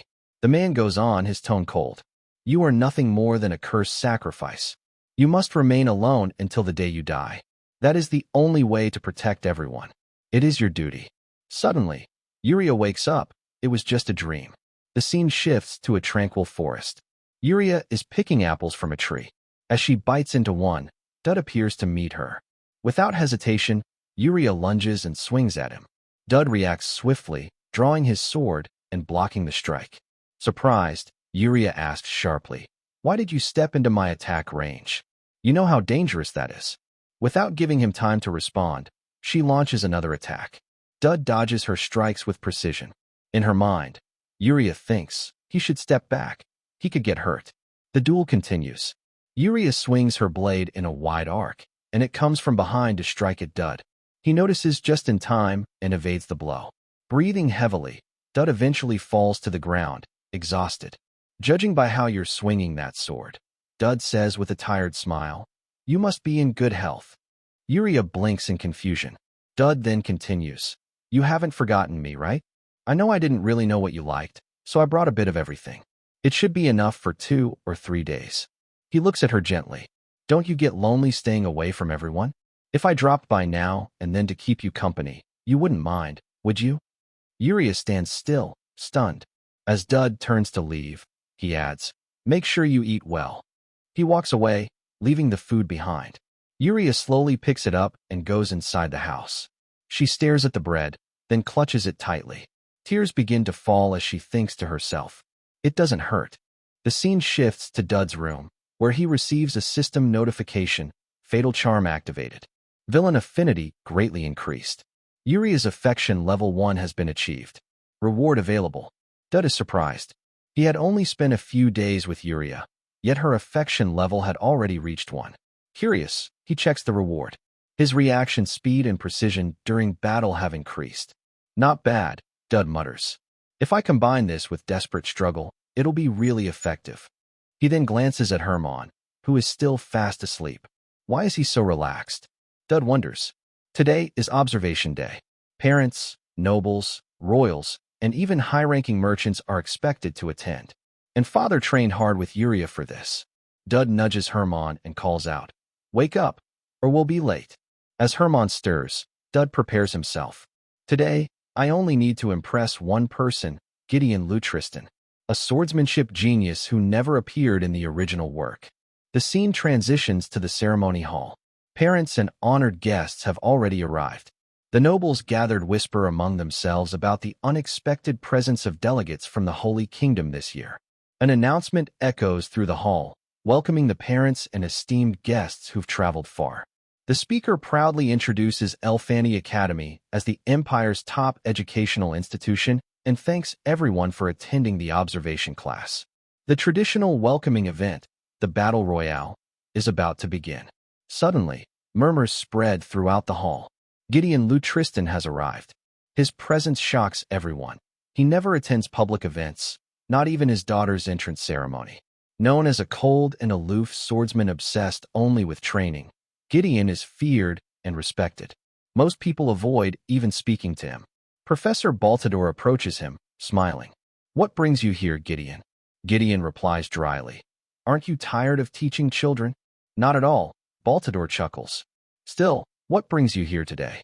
With a sigh, Gideon answers, "Just out for some fresh air during training." Baltador grins. "So, how's your quest to surpass the first Duke Tristan going?" "I'm following the text exactly as it says," Gideon responds. "It said, 'Make the great mountain your own.'" "That sounds complicated," Baltador remarks. "How's it going so far?" "First, I bring down the mountain," Gideon replies flatly. Baltador laughs. "That's an insanely primitive approach." Just then, the announcer calls for everyone's attention. The Battle Royale is about to begin. All participants are volunteer freshmen, and the match will be conducted under the supervision of expert professors and medical staff. Baltador turns to Gideon and says, "You should watch this. This year's freshmen are quite promising." The announcer continues, explaining that each student's preferred weapon has been prepared in wood. He then calls for all contestants to enter the arena. As the students step onto the stage, the focus shifts to Dud. Now that he's actually out there, nerves begin to set in. He starts to regret participating and wonders, "Do I really need Gideon's attention this badly?" Nearby, Talion says, "It's just you and me for the final showdown. Elnor is out as a hero candidate, so it's not impossible." The announcer instructs the contestants to collect their weapons. Elia, observing from the side, thinks to herself, why did Dud even bother entering this match? Once everyone has their weapons, the announcer gives the signal. All contestants step onto the stage. There is only one goal: be the last one standing. The winner will receive bonus points, and the top 10 will also be rewarded. From the stands, Herman shouts, just make it to the top 10, Dud. Meanwhile, Dud scans the audience, thinking, Gideon must be watching from somewhere. I have to stand out. Unbeknownst to him, Elia watches closely, thinking, Dud, I trust you. But if anything happens, I'll step in. The announcer begins the match, and chaos erupts as everyone rushes into battle. Talion charges directly at Dud. Confused, Dud doesn't understand why Talion is targeting him so soon. But he quickly activates his technique and parries the strike. So this is what a perfect parry feels like, Dud thinks, smiling as he blocks Talion's attack. From the audience, Gideon watches intently. At that moment, a young woman suddenly appears from behind and lands a clean kick on Dud. Caught off guard, he falls forward, right on Talion. As Dud looks up, he recognizes her, Riru Garda, the second daughter of the Grand Chief of the Tribal Union, a powerful character who makes her appearance in Chapter 5. Meanwhile, Elia and Elnor watch in surprise, wondering who the girl is. Riru looks at Dud and says, if you won't come forward, then I will. Dud recognizes her technique and thinks to himself, body arts, that's the physical enhancement method used by the Tribal Union. Even with desperate struggle, he couldn't guarantee victory against her. Right now, Riru is probably even stronger than Elnor. As Dud gets up, Talion thanks him for shielding him. Tears well up in Talion's eyes as he recalls how Dud protected even an opponent during their fight. Dud steadies himself, preparing to face Riru. Why is she even participating in this event? He wonders, is this before her identity becomes widely known? Talion steps forward as well. I'll do my best to help you take first place, he says earnestly. Dud responds, you should take this chance to run. Ignoring the suggestion, Talion turns to Riru. If you want to face Dud, you'll have to get through me first. He introduces himself and challenges her. Can you handle me? Riru simply nods. Then I won't hold back. In an instant, she closes the distance, appearing right in front of Talion. Before he can react, she lands a solid strike. Talion is unable to block it and is taken out. Several other students fall in the aftermath as well. Meanwhile, Dud activates his new skill and narrowly manages to parry her next strike, though the shockwave still hits him directly. Seeing him still standing, Riru narrows her eyes. I thought you were just some nobody, but it looks like you've been holding back too. Dud is equally surprised. His new skill had actually worked. Wasting no time, Riru charges at Dud and strikes with a kick, but Dud manages to block it. She then follows up with a flurry of punches. Although Dud blocks most of them, he realizes now is not the time for pointless bravado. Still, he knows that even at full power, he won't be able to defeat Riru. With resolve, Dud drops his sword and forfeits the match. The audience gasps. Riru is stunned. The crowd erupts in boos, calling Dud a coward as he calmly exits the arena. Why are they booing? Dud wonders, confused. The announcer addresses the crowd, stating that the match will continue as there are still participants left. Frustrated, Riru yells, things were just getting interesting. What are you doing, Dud? At that moment, a system window appears. Fatal charm activated. A seed of explosive affection has been planted. Seeing this, Dud sighs. It's probably a good thing I ran. But still, can't I even forfeit in peace? Suddenly, a cloth bag is thrown over his head, and he's dragged away. The scene shifts to a quiet room. The bag is removed. Dud now sits face to face with Gideon Lutristan. Gideon's voice is cold and direct. What is your relationship with my daughter, Elnor? Shocked to see him in person, Dud replies cautiously. She's been a great help with school life, sir. We're just friends. Did you learn swordsmanship from her? Gideon presses. Dud thinks quickly. Stay calm. Stick to the plan. No, sir, he answers. Then where did you learn the Tristan swordsmanship? Gideon asks sharply. Dud pauses. You recognized it? Of course I did. It was the absolute basics of our family's technique, Gideon replies. So he even recognized the deflection technique. Dud thinks nervously. Answer the question, Gideon demands. Where did you learn it? Don't show any signs of hesitation, Dud tells himself. The man in front of me is like a living blade. If I show an opening, all my plans could fall apart. With a deep breath, Dud replies, from someone you know, the Sword Emperor. He continues, he's always been elusive. But even someone like him once visited a remote baron's house, mine. Please believe me, Dud silently pleads. Gideon raises an eyebrow. So you're saying my master personally taught you? That's an amusing lie. Go on, he adds. The best place to hide a tree is in a forest, Dud thinks. It's true. The Sword Emperor gave me a personal request. That last part was a small lie, but one that must be protected with an even bigger one. A request? For you of all people. Gideon scoffs. Yes, Dud nods. To be precise, he gave me a mission. Then, facing Gideon directly, Dud says with a calm, steady voice, please allow me to teach you swordsmanship, Duke Gideon. Upon hearing Dud's claim, Gideon narrows his eyes. So you're saying I should learn swordsmanship from you, and that my own master asked you to do this? Dud nods. That's correct. Gideon's expression hardens. That's quite a claim. Can you take responsibility for it? Dud responds confidently, I can. But internally, his thoughts are far less certain. I don't know if I really can. I'm just trusting the power of the original story. This is literally my first time meeting Gideon. Out of all the players, I'm the first to encounter him. Elnor's father, the Empire's sword. He talks little, but that skill of his. I can't even begin to guess how powerful he is. Dud notices Gideon silently evaluating him. I don't blame him. From his perspective, I've just barged in, spouting nonsense. Honestly, I'd be skeptical too. He winces inwardly. But this kind of awkward silence is the worst. Suddenly, Gideon raises a finger and moves it in the air. Dud blinks, confused. You're not going to stop it? Gideon asks flatly. Without warning, Gideon activates his special skill. The table next to Dud shatters into splinters. Dud stares in shock. The formless sword, Dud realizes. A technique that allows one to cut without even wielding a blade. Before Dud can process it fully, Gideon uses the skill again. Another table crumbles. Calmly, Gideon says, you would be dead now. Tell me, against someone who can do this, someone you can't even react to, what could I possibly learn from you? Dud clenches his fists. So this really is the Empire's strongest sword technique. The one said to have slain a dragon. But something isn't right. It's incredible, Dud admits. Just like the rumors say. However, if the technique were truly complete, there wouldn't be any visible movement at all. Am I wrong? Gideon's eyes narrow, surprised. How do you know that? Because I know everything, Dud thinks. The journal found after Gideon's death in the original story, it described everything.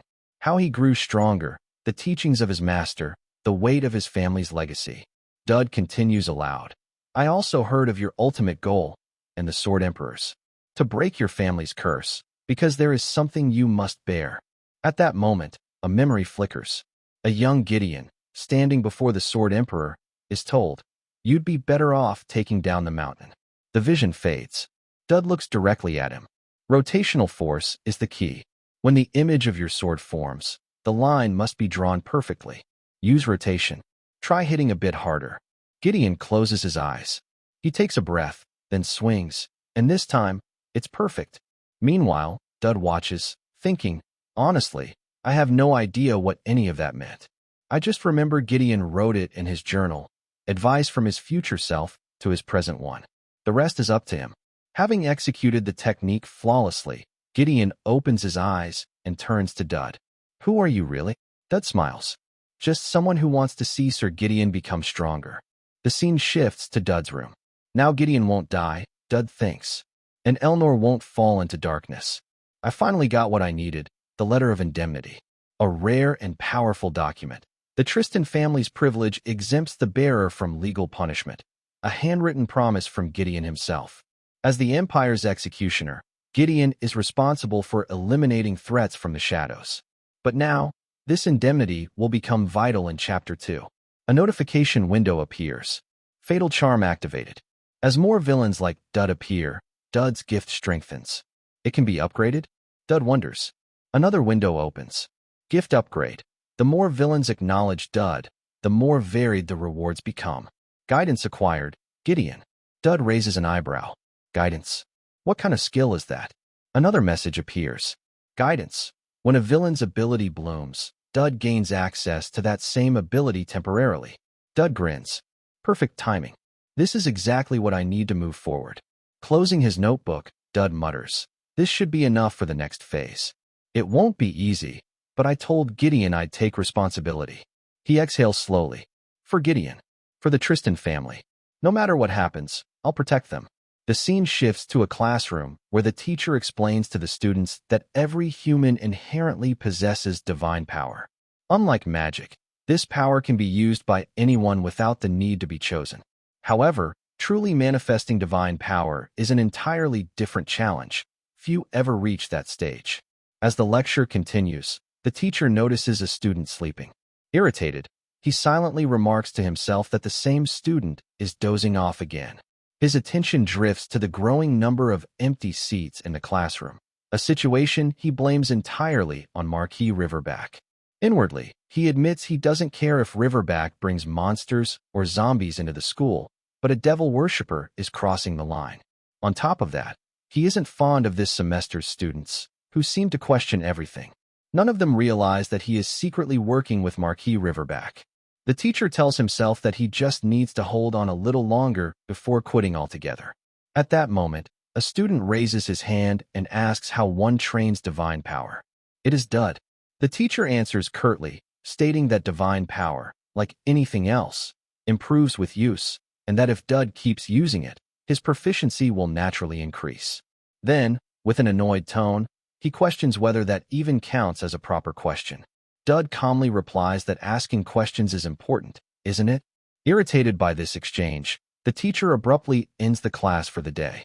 Later, in the teacher's office, he sits alone, still frustrated by Dud's earlier question. Opening his desk drawer, he notices several documents marked as classified. He thinks to himself that he could take these, find a new job elsewhere, and never deal with these arrogant students again. Perhaps he will even leave the empire entirely. Just then, a knock sounds at the door. Annoyed, he calls out for the student to wait and walks over to open it. In his mind, he thinks that since he's leaving the academy anyway, he might as well act like a professor one last time. Before he can finish opening the door, it bursts open, knocking him back to the floor. Angered, he demands to know if the student has lost his mind, kicking open a professor's office door like that. Standing in the doorway is Eleanor, who calmly replies that she knocked first. Without hesitation, she steps inside and restrains the teacher. Confused, he asks what is going on, only to notice Dud entering behind her. Dud asks if the teacher is truly an instructor from the Divine Department. Outraged, the teacher yells that Dud is speaking nonsense and accuses him of pulling a prank on a professor. Dud, smiling, responds that this is no prank. He and Eleanor are here to arrest him. Shocked, the teacher demands to know what he has supposedly done wrong and who gave them such authority. Dud explains that they know he is a spy. The teacher's eyes widen. Eleanor steps forward and says they have already reported him to the dean for aiding in the beast escape incident. She angrily questions how a professor could willingly endanger students of the Empire, concluding that he was never here to teach in the first place. She then adds that she has found letters exchanged between him and Marquis Riverback. The teacher scoffs, claiming this is absurd. What could Riverback possibly have to do with a priest like him? He insists that he was merely being friendly and that he is a victim in all of this. Dud cuts him off, telling him to stop with the lies. Time is short. He demands that the teacher reveal the names of any other spies in the academy. The teacher begins to smile faintly, offering no answer. Without hesitation, Eleanor punches him. After just one blow, he confesses that Barrymore from the security department and Anne from the nutrition department are also spies. Dud then surprises him by using divine power to heal his injuries. The teacher, startled, stares in disbelief at Dud's ability. Dud recalls the teacher's earlier statement that one must use divine energy frequently to gain proficiency, and explains that he applies it whenever he gets the chance. As he turns to leave, the surprised teacher asks where he is going. Dud responds that he suspects the teacher would not give up so easily after naming only a few accomplices. At that moment, Eleanor suggests they check the teacher's desk, confident that something important will turn up. Hearing this, the teacher casts a spell to free himself, but it's already too late. Dud has retrieved several documents from the drawer. As he scans them, Dud is startled to discover that their teacher is not only part of the Divine Department, but also affiliated with the Empire's military organization. The teacher lunges forward, shoving Dud aside in an attempt to snatch the papers back. Before he can succeed, Elnor steps in and strikes him with a precise blow, sending him crashing against the wall. Smiling, Dud asks if this is everything. After gathering all the documents, Elnor confirms it appears to be all they need and asks if they should hand the professor over to the Academy Knights. Dud, however, tells her to wait. He is still a novice and would like to learn more about divine power before they part ways. Observing him, the teacher realizes why he has never been able to like Dud. He resembles someone the teacher knew before meeting Marquis Riverback. We then see Dud doing his best to learn divine techniques from the professor. Moments later, the scene shifts. Elnor remarks that she does not usually like teaching others a lesson, but before she can elaborate, a notification appears, stating that her madness has been lifted. Elnor then turns to Dud and asks if there is anything he would like to tell her. He replies that he doesn't think so. She pauses before revealing that she heard he recently met with her father and pointedly asks why he did so. Shocked, Dud responds, "Me? What?" Elnor calmly replies that this isn't what she's asking. Dud admits that it's true. He did meet with her father, but insists he never shared this information with anyone else. Curious, Elnor presses him, asking what exactly he means by that. Internally, Dud is caught off guard. This is an entirely unexpected turn of events, and he quickly tries to think of a suitable explanation. Before he can speak, Elnor explains that she simply wanted to know if he was hurt or if anything bad had happened during that meeting. Relieved, Dud explains that during their last match, he used the sword technique Elnor had taught him. Her father was curious about his skills and called him over, nothing more. Elnor raises an eyebrow, remarking that the Duke of Tristan, her father, summoned him purely out of curiosity.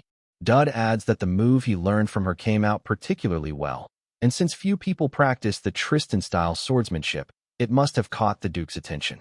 Elnor tells him to do as he wishes. Her father is not the type to spend his time teaching swordsmanship to a rookie, but it's not her place to interfere either. Dud then says he believes they'll be seeing her father again in the future. After all, the Duke is her family, and Dud feels responsible for protecting her. Elnor looks momentarily surprised at his words, while Dud internally admits that the statement might have sounded a little too sudden.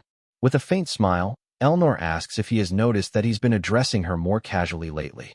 Dud appears confused. She tells him that before he talks about protecting her, he should first learn proper manners, and start by calling her President. The scene shifts to Dud's room, where his butler, Hermann, is shocked to hear he spent time with Lady Tristan again. The Baron, Dud's father, has instructed him to keep a low profile. Dud remarks that he only has 3 friends at the academy, and one of them happens to be Lady Tristan. In fact, he admits, he wouldn't even call them close friends. He then teases Hermann for standing out too much for a butler and asks where he got the ice cream he's holding. Hermann explains that students were handing them out for free as midterm support. Hearing this, Dud remembers that it's midterm survival season. Suddenly, a notification appears, Soul Linker Fragment Fusion. If divine power is sufficient, the spirit's consciousness can be awakened. Intrigued, Dud orders Hermann to go collect more ice cream. Without hesitation, Hermann leaves the room, and Dud wonders if his butler is truly a butler at all. Turning his attention back to the notification, Dud realizes he now has enough divine power to awaken the ghost in Gregory Hall, thanks to healing the priest earlier. Awakening a ghost summons a great soul that can aid the user's growth, but it's random. There's no telling who will appear. If the summoned soul is incompatible, it could be a wasted opportunity. Despite the risk, Dud activates the fusion.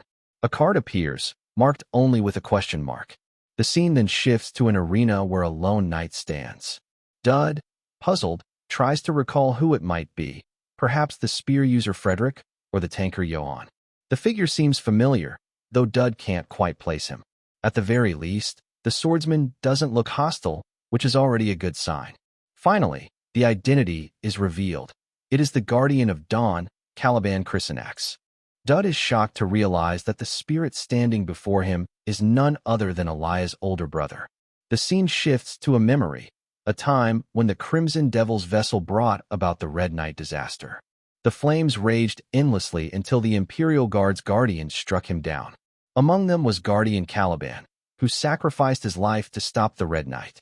His heroic act turned him into a spirit, Yet his death was another tragedy for Elia's family.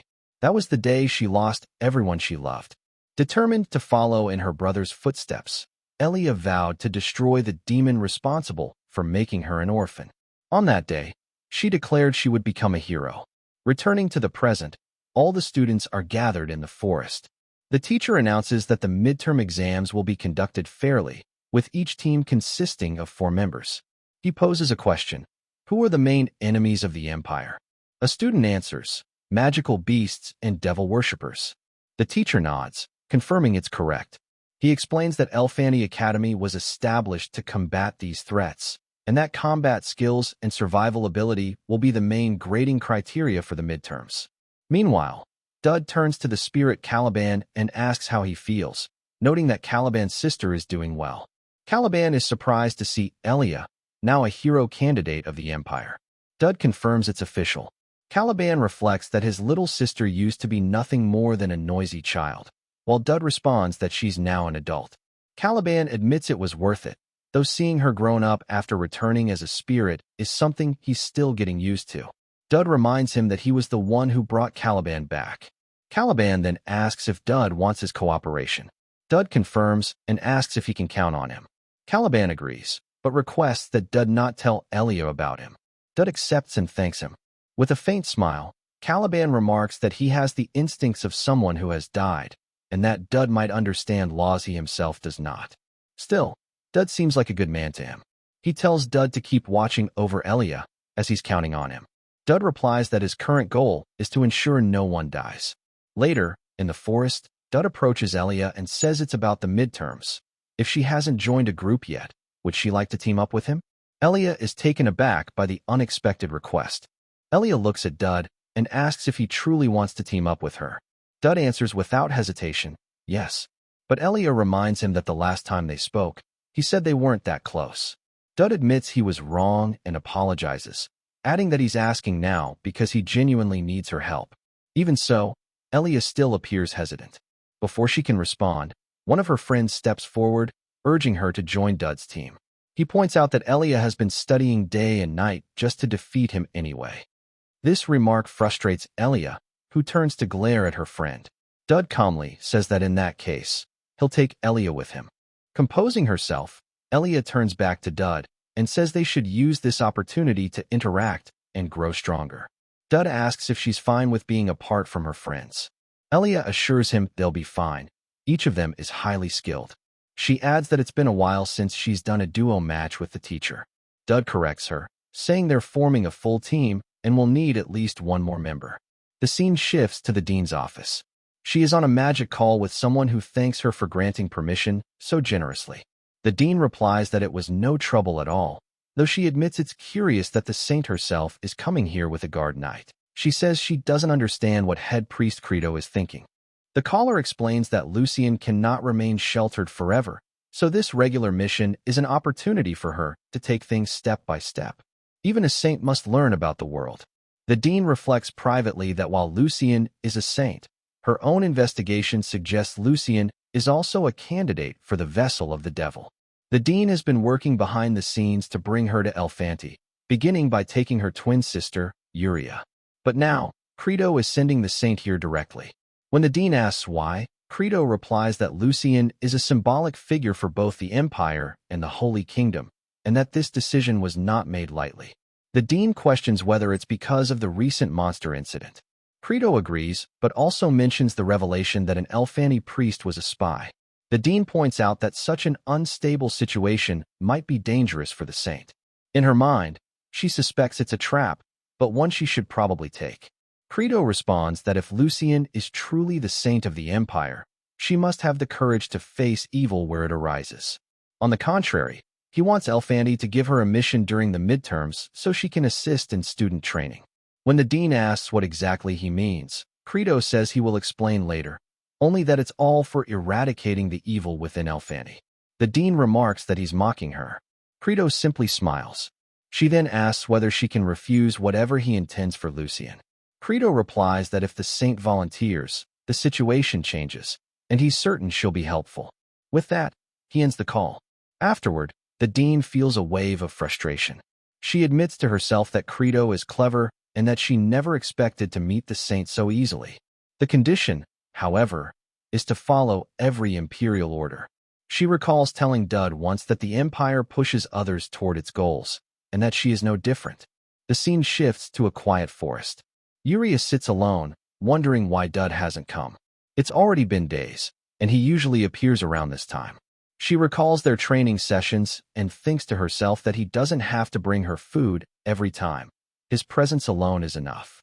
But then her thoughts darken. She remembers Priest Credo's words, calling her the outcast of Elfanti, who betrayed the Holy Kingdom. She recalls him telling her she will always be alone in this forest. Her breathing becomes unsteady, and tears begin to form. At that moment, Dud appears, wearing his mask. Concerned, he asks why she's crying and whether something happened while he was away. He apologizes for not bringing her favorite cookie flavor, explaining that the store had run out. Yuria's tears fade into a soft smile. The sight of Dud is enough to lift her mood instantly. A notification suddenly appears, announcing that Yuria's interest level has increased to level 4. With a soft smile, Yuria remarks that Dud doesn't hate her anymore, which leaves Dud completely confused. He frowns and asks what she is talking about, since the reason he came was not what she's suggesting. In fact, Dud honestly came because he needed Yuria's help, finding a way to get out of their current situation. Hesitant yet sincere, Dud asks Yuria if she would be willing to help. Yuria, still smiling, replies that anything is fine with her. In that moment, however, she accidentally spills all the cookies that Dud had carefully brought along. Startled and embarrassed, Yuria quickly apologizes, admitting she couldn't help it, and then nervously asks Dud if he would hate her because of this small mistake.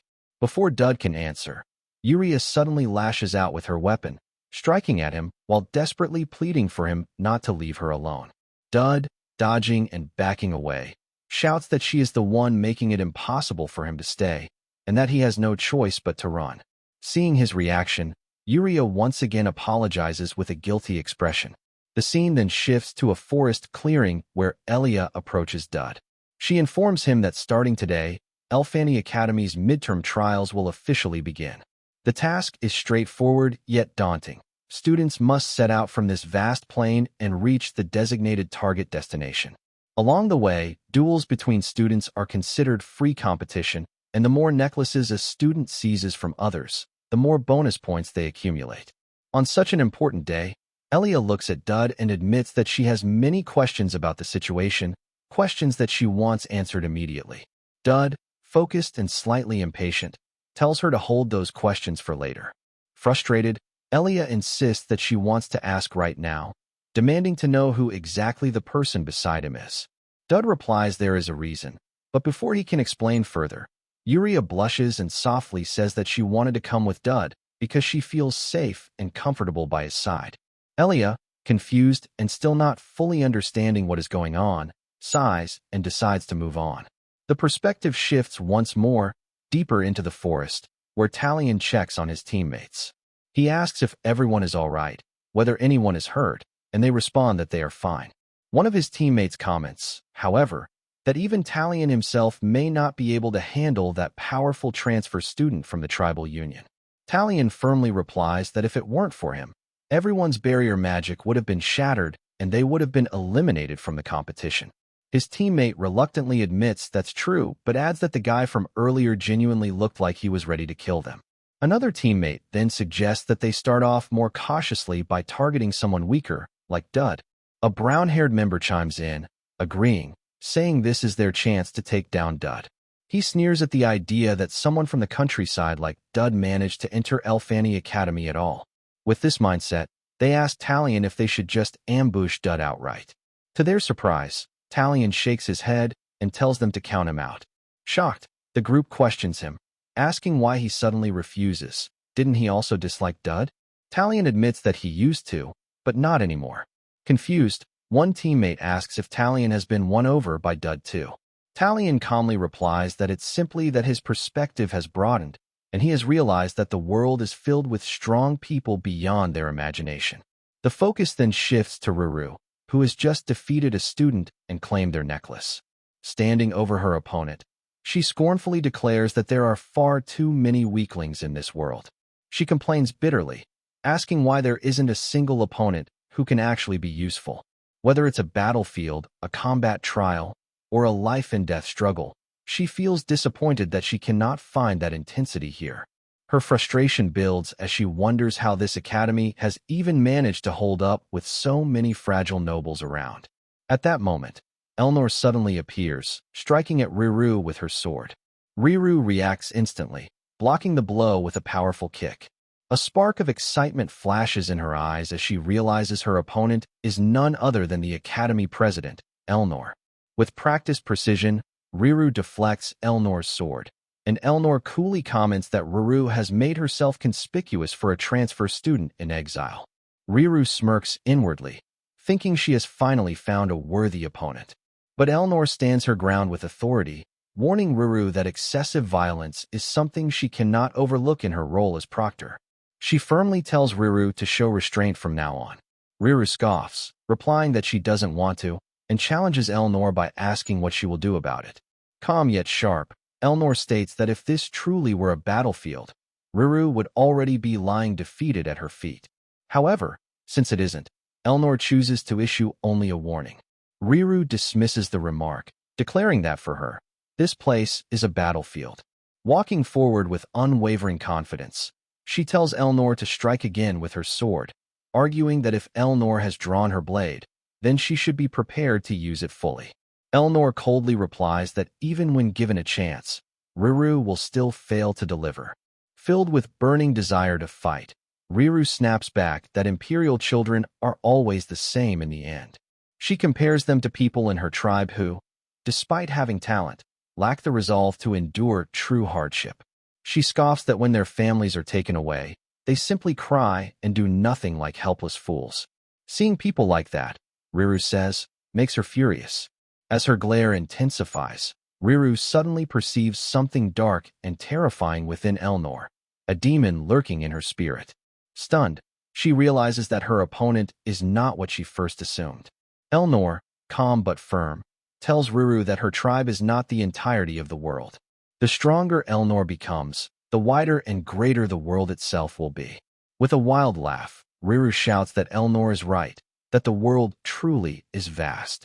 She then leaps high into the air, rushing down with full force to strike at Elnor.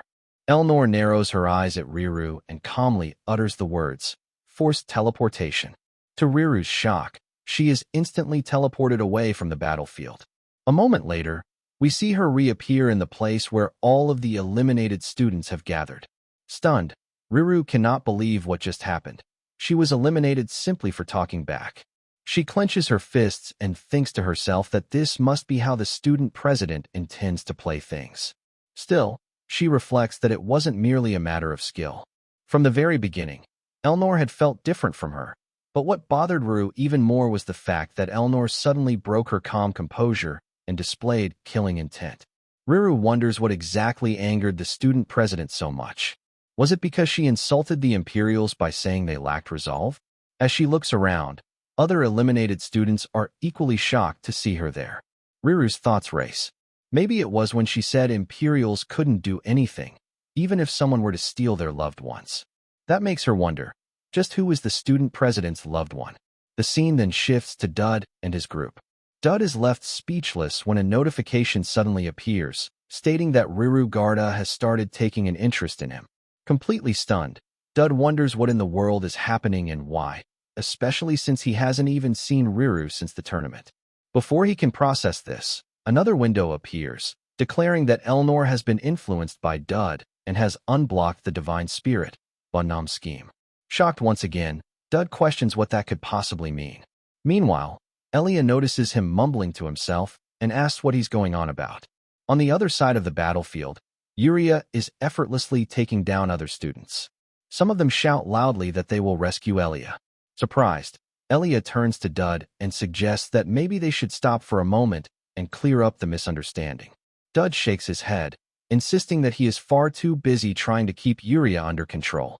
At that moment, Yuria appears behind him, smiling, and asks where they will be heading next. Dud groans internally, realizing he really needs to clear up the unfair con man stigma being placed on him, especially since Elia's supporters keep targeting him nonstop. Elia herself begins to wonder whether they'll even be able to finish this exam properly with all the chaos unfolding around them. Suddenly, a green-haired boy appears in front of the trio. He looks directly at Elia and, with a confident smile, declares that ever since the first day of school, he has admired her strength and radiant beauty. Elia is left bewildered, while Dud raises an eyebrow and asks in disbelief if Elia really has this many fans. The green-haired student ignores him and continues, saying he doesn't understand why someone like Elia is being held by a so-called con man like Dud. He then boldly proclaims that as the 10th-ranked student in the entrance order, he will rescue her and afterward even treat her to a meal. Elia, unimpressed, retorts that the student president already destroyed everything earlier. Dud corrects her slightly, pointing out that more precisely, it was Count Riverback. Elia then firmly addresses the green-haired student, clarifying that first of all, she is not being captured or restrained, and second, Dud is absolutely not a con man. Preparing herself, she steps forward as if ready to fight him. The green-haired boy, however, quickly raises his hands in surprise and insists he isn't going to fight her. While this unfolds, Dud thinks to himself that the Night Department, the Magic Department, and even the Divine Department are all teaming up against him. Strangely enough, he realizes these chaotic conditions are the perfect opportunity to strengthen and develop his traits. Determined, he calls out to Caliban, asking him to wake up and lend his strength just once. Sleepy and hesitant, Caliban replies that he doesn't know exactly what's happening, but it seems serious. More students begin gathering, calling out to Elia, asking her to wait just a little longer, promising they will rescue her immediately. Without hesitation, they all charge directly at Dud. A new notification window pops up, announcing, "Crisis situation detected. Life or death, grade A." Frustrated, Dud demands why Caliban is only speaking but refusing to emerge. Caliban calmly replies that it's just children fighting, and asks if Dud has forgotten who he is. He is a guardian, not someone who interferes in every little squabble. At that moment, Elia swings her sword at the green-haired student, who is standing atop a large golem. Seeing this, Dud desperately tells Caliban that his sister is currently fighting against what looks like a stalker. The word sister immediately gets Caliban's attention. He quickly awakens, demanding to know where that person is. Without hesitation, Caliban activates his powerful skill, Mental World, which dramatically increases the strength of all nearby party members. Another system message appears, announcing that skill, Life or Death, grade A, has been shared. Almost instantly, Elia feels her power surge. Empowered by Caliban's ability, she steps forward with blazing determination and strikes at the green-haired boy. With a fierce shout, she declares that she has no need for a fan like him. Her sword cleaves through, destroying the golem in a single, overwhelming blow. The surrounding students are left in complete shock at the sight of Elia defeating such a massive construct with just one strike. Even Dud, who has already seen much, finds Elia's strength intimidating. Meanwhile, Elia herself stares at her sword in disbelief, quietly wondering how she managed to perform such a feat. Dud finds the newly revealed skill quite impressive, though he quickly realizes its one major drawback. It consumes his already meager divine power and can only be used for a couple of attacks before running out. Before he can reflect further, several students rush toward Elia, shouting that even if she is a hero candidate, they cannot allow her to protect someone like Dud. But before they can reach her, Yuria steps in with astonishing speed, effortlessly striking them down one by one. Afterward, she casually states that she only brushed them aside lightly, making the feat seem almost effortless. More students, however, continue charging toward Elia. Calm but resolute, Elia readies herself. She declares that even if she is not yet a true hero, people who refuse to listen or even try to understand others are impossible to view in a favorable light. With that conviction, she dashes forward and unleashes her spell, Guardian Burst, obliterating the incoming students with a single, overwhelming strike. Dud watches in awe, his eyes widening at the sheer scale of her technique. He wonders if such power is even appropriate for this level of exam. though he consoles himself that at least all his own stats are still stuck at F rank. Caliban, equally shocked, mutters in disbelief that he never imagined his sister had grown so strong. At that moment, another system window appears, stating, "A party member has achieved results in battle. Proficiency of traits has increased." Dud sighs in relief, remarking that it's fortunate no one on their team is injured. Still, he remains uneasy about Yuria, worried she may lose control again if the fighting escalates too far.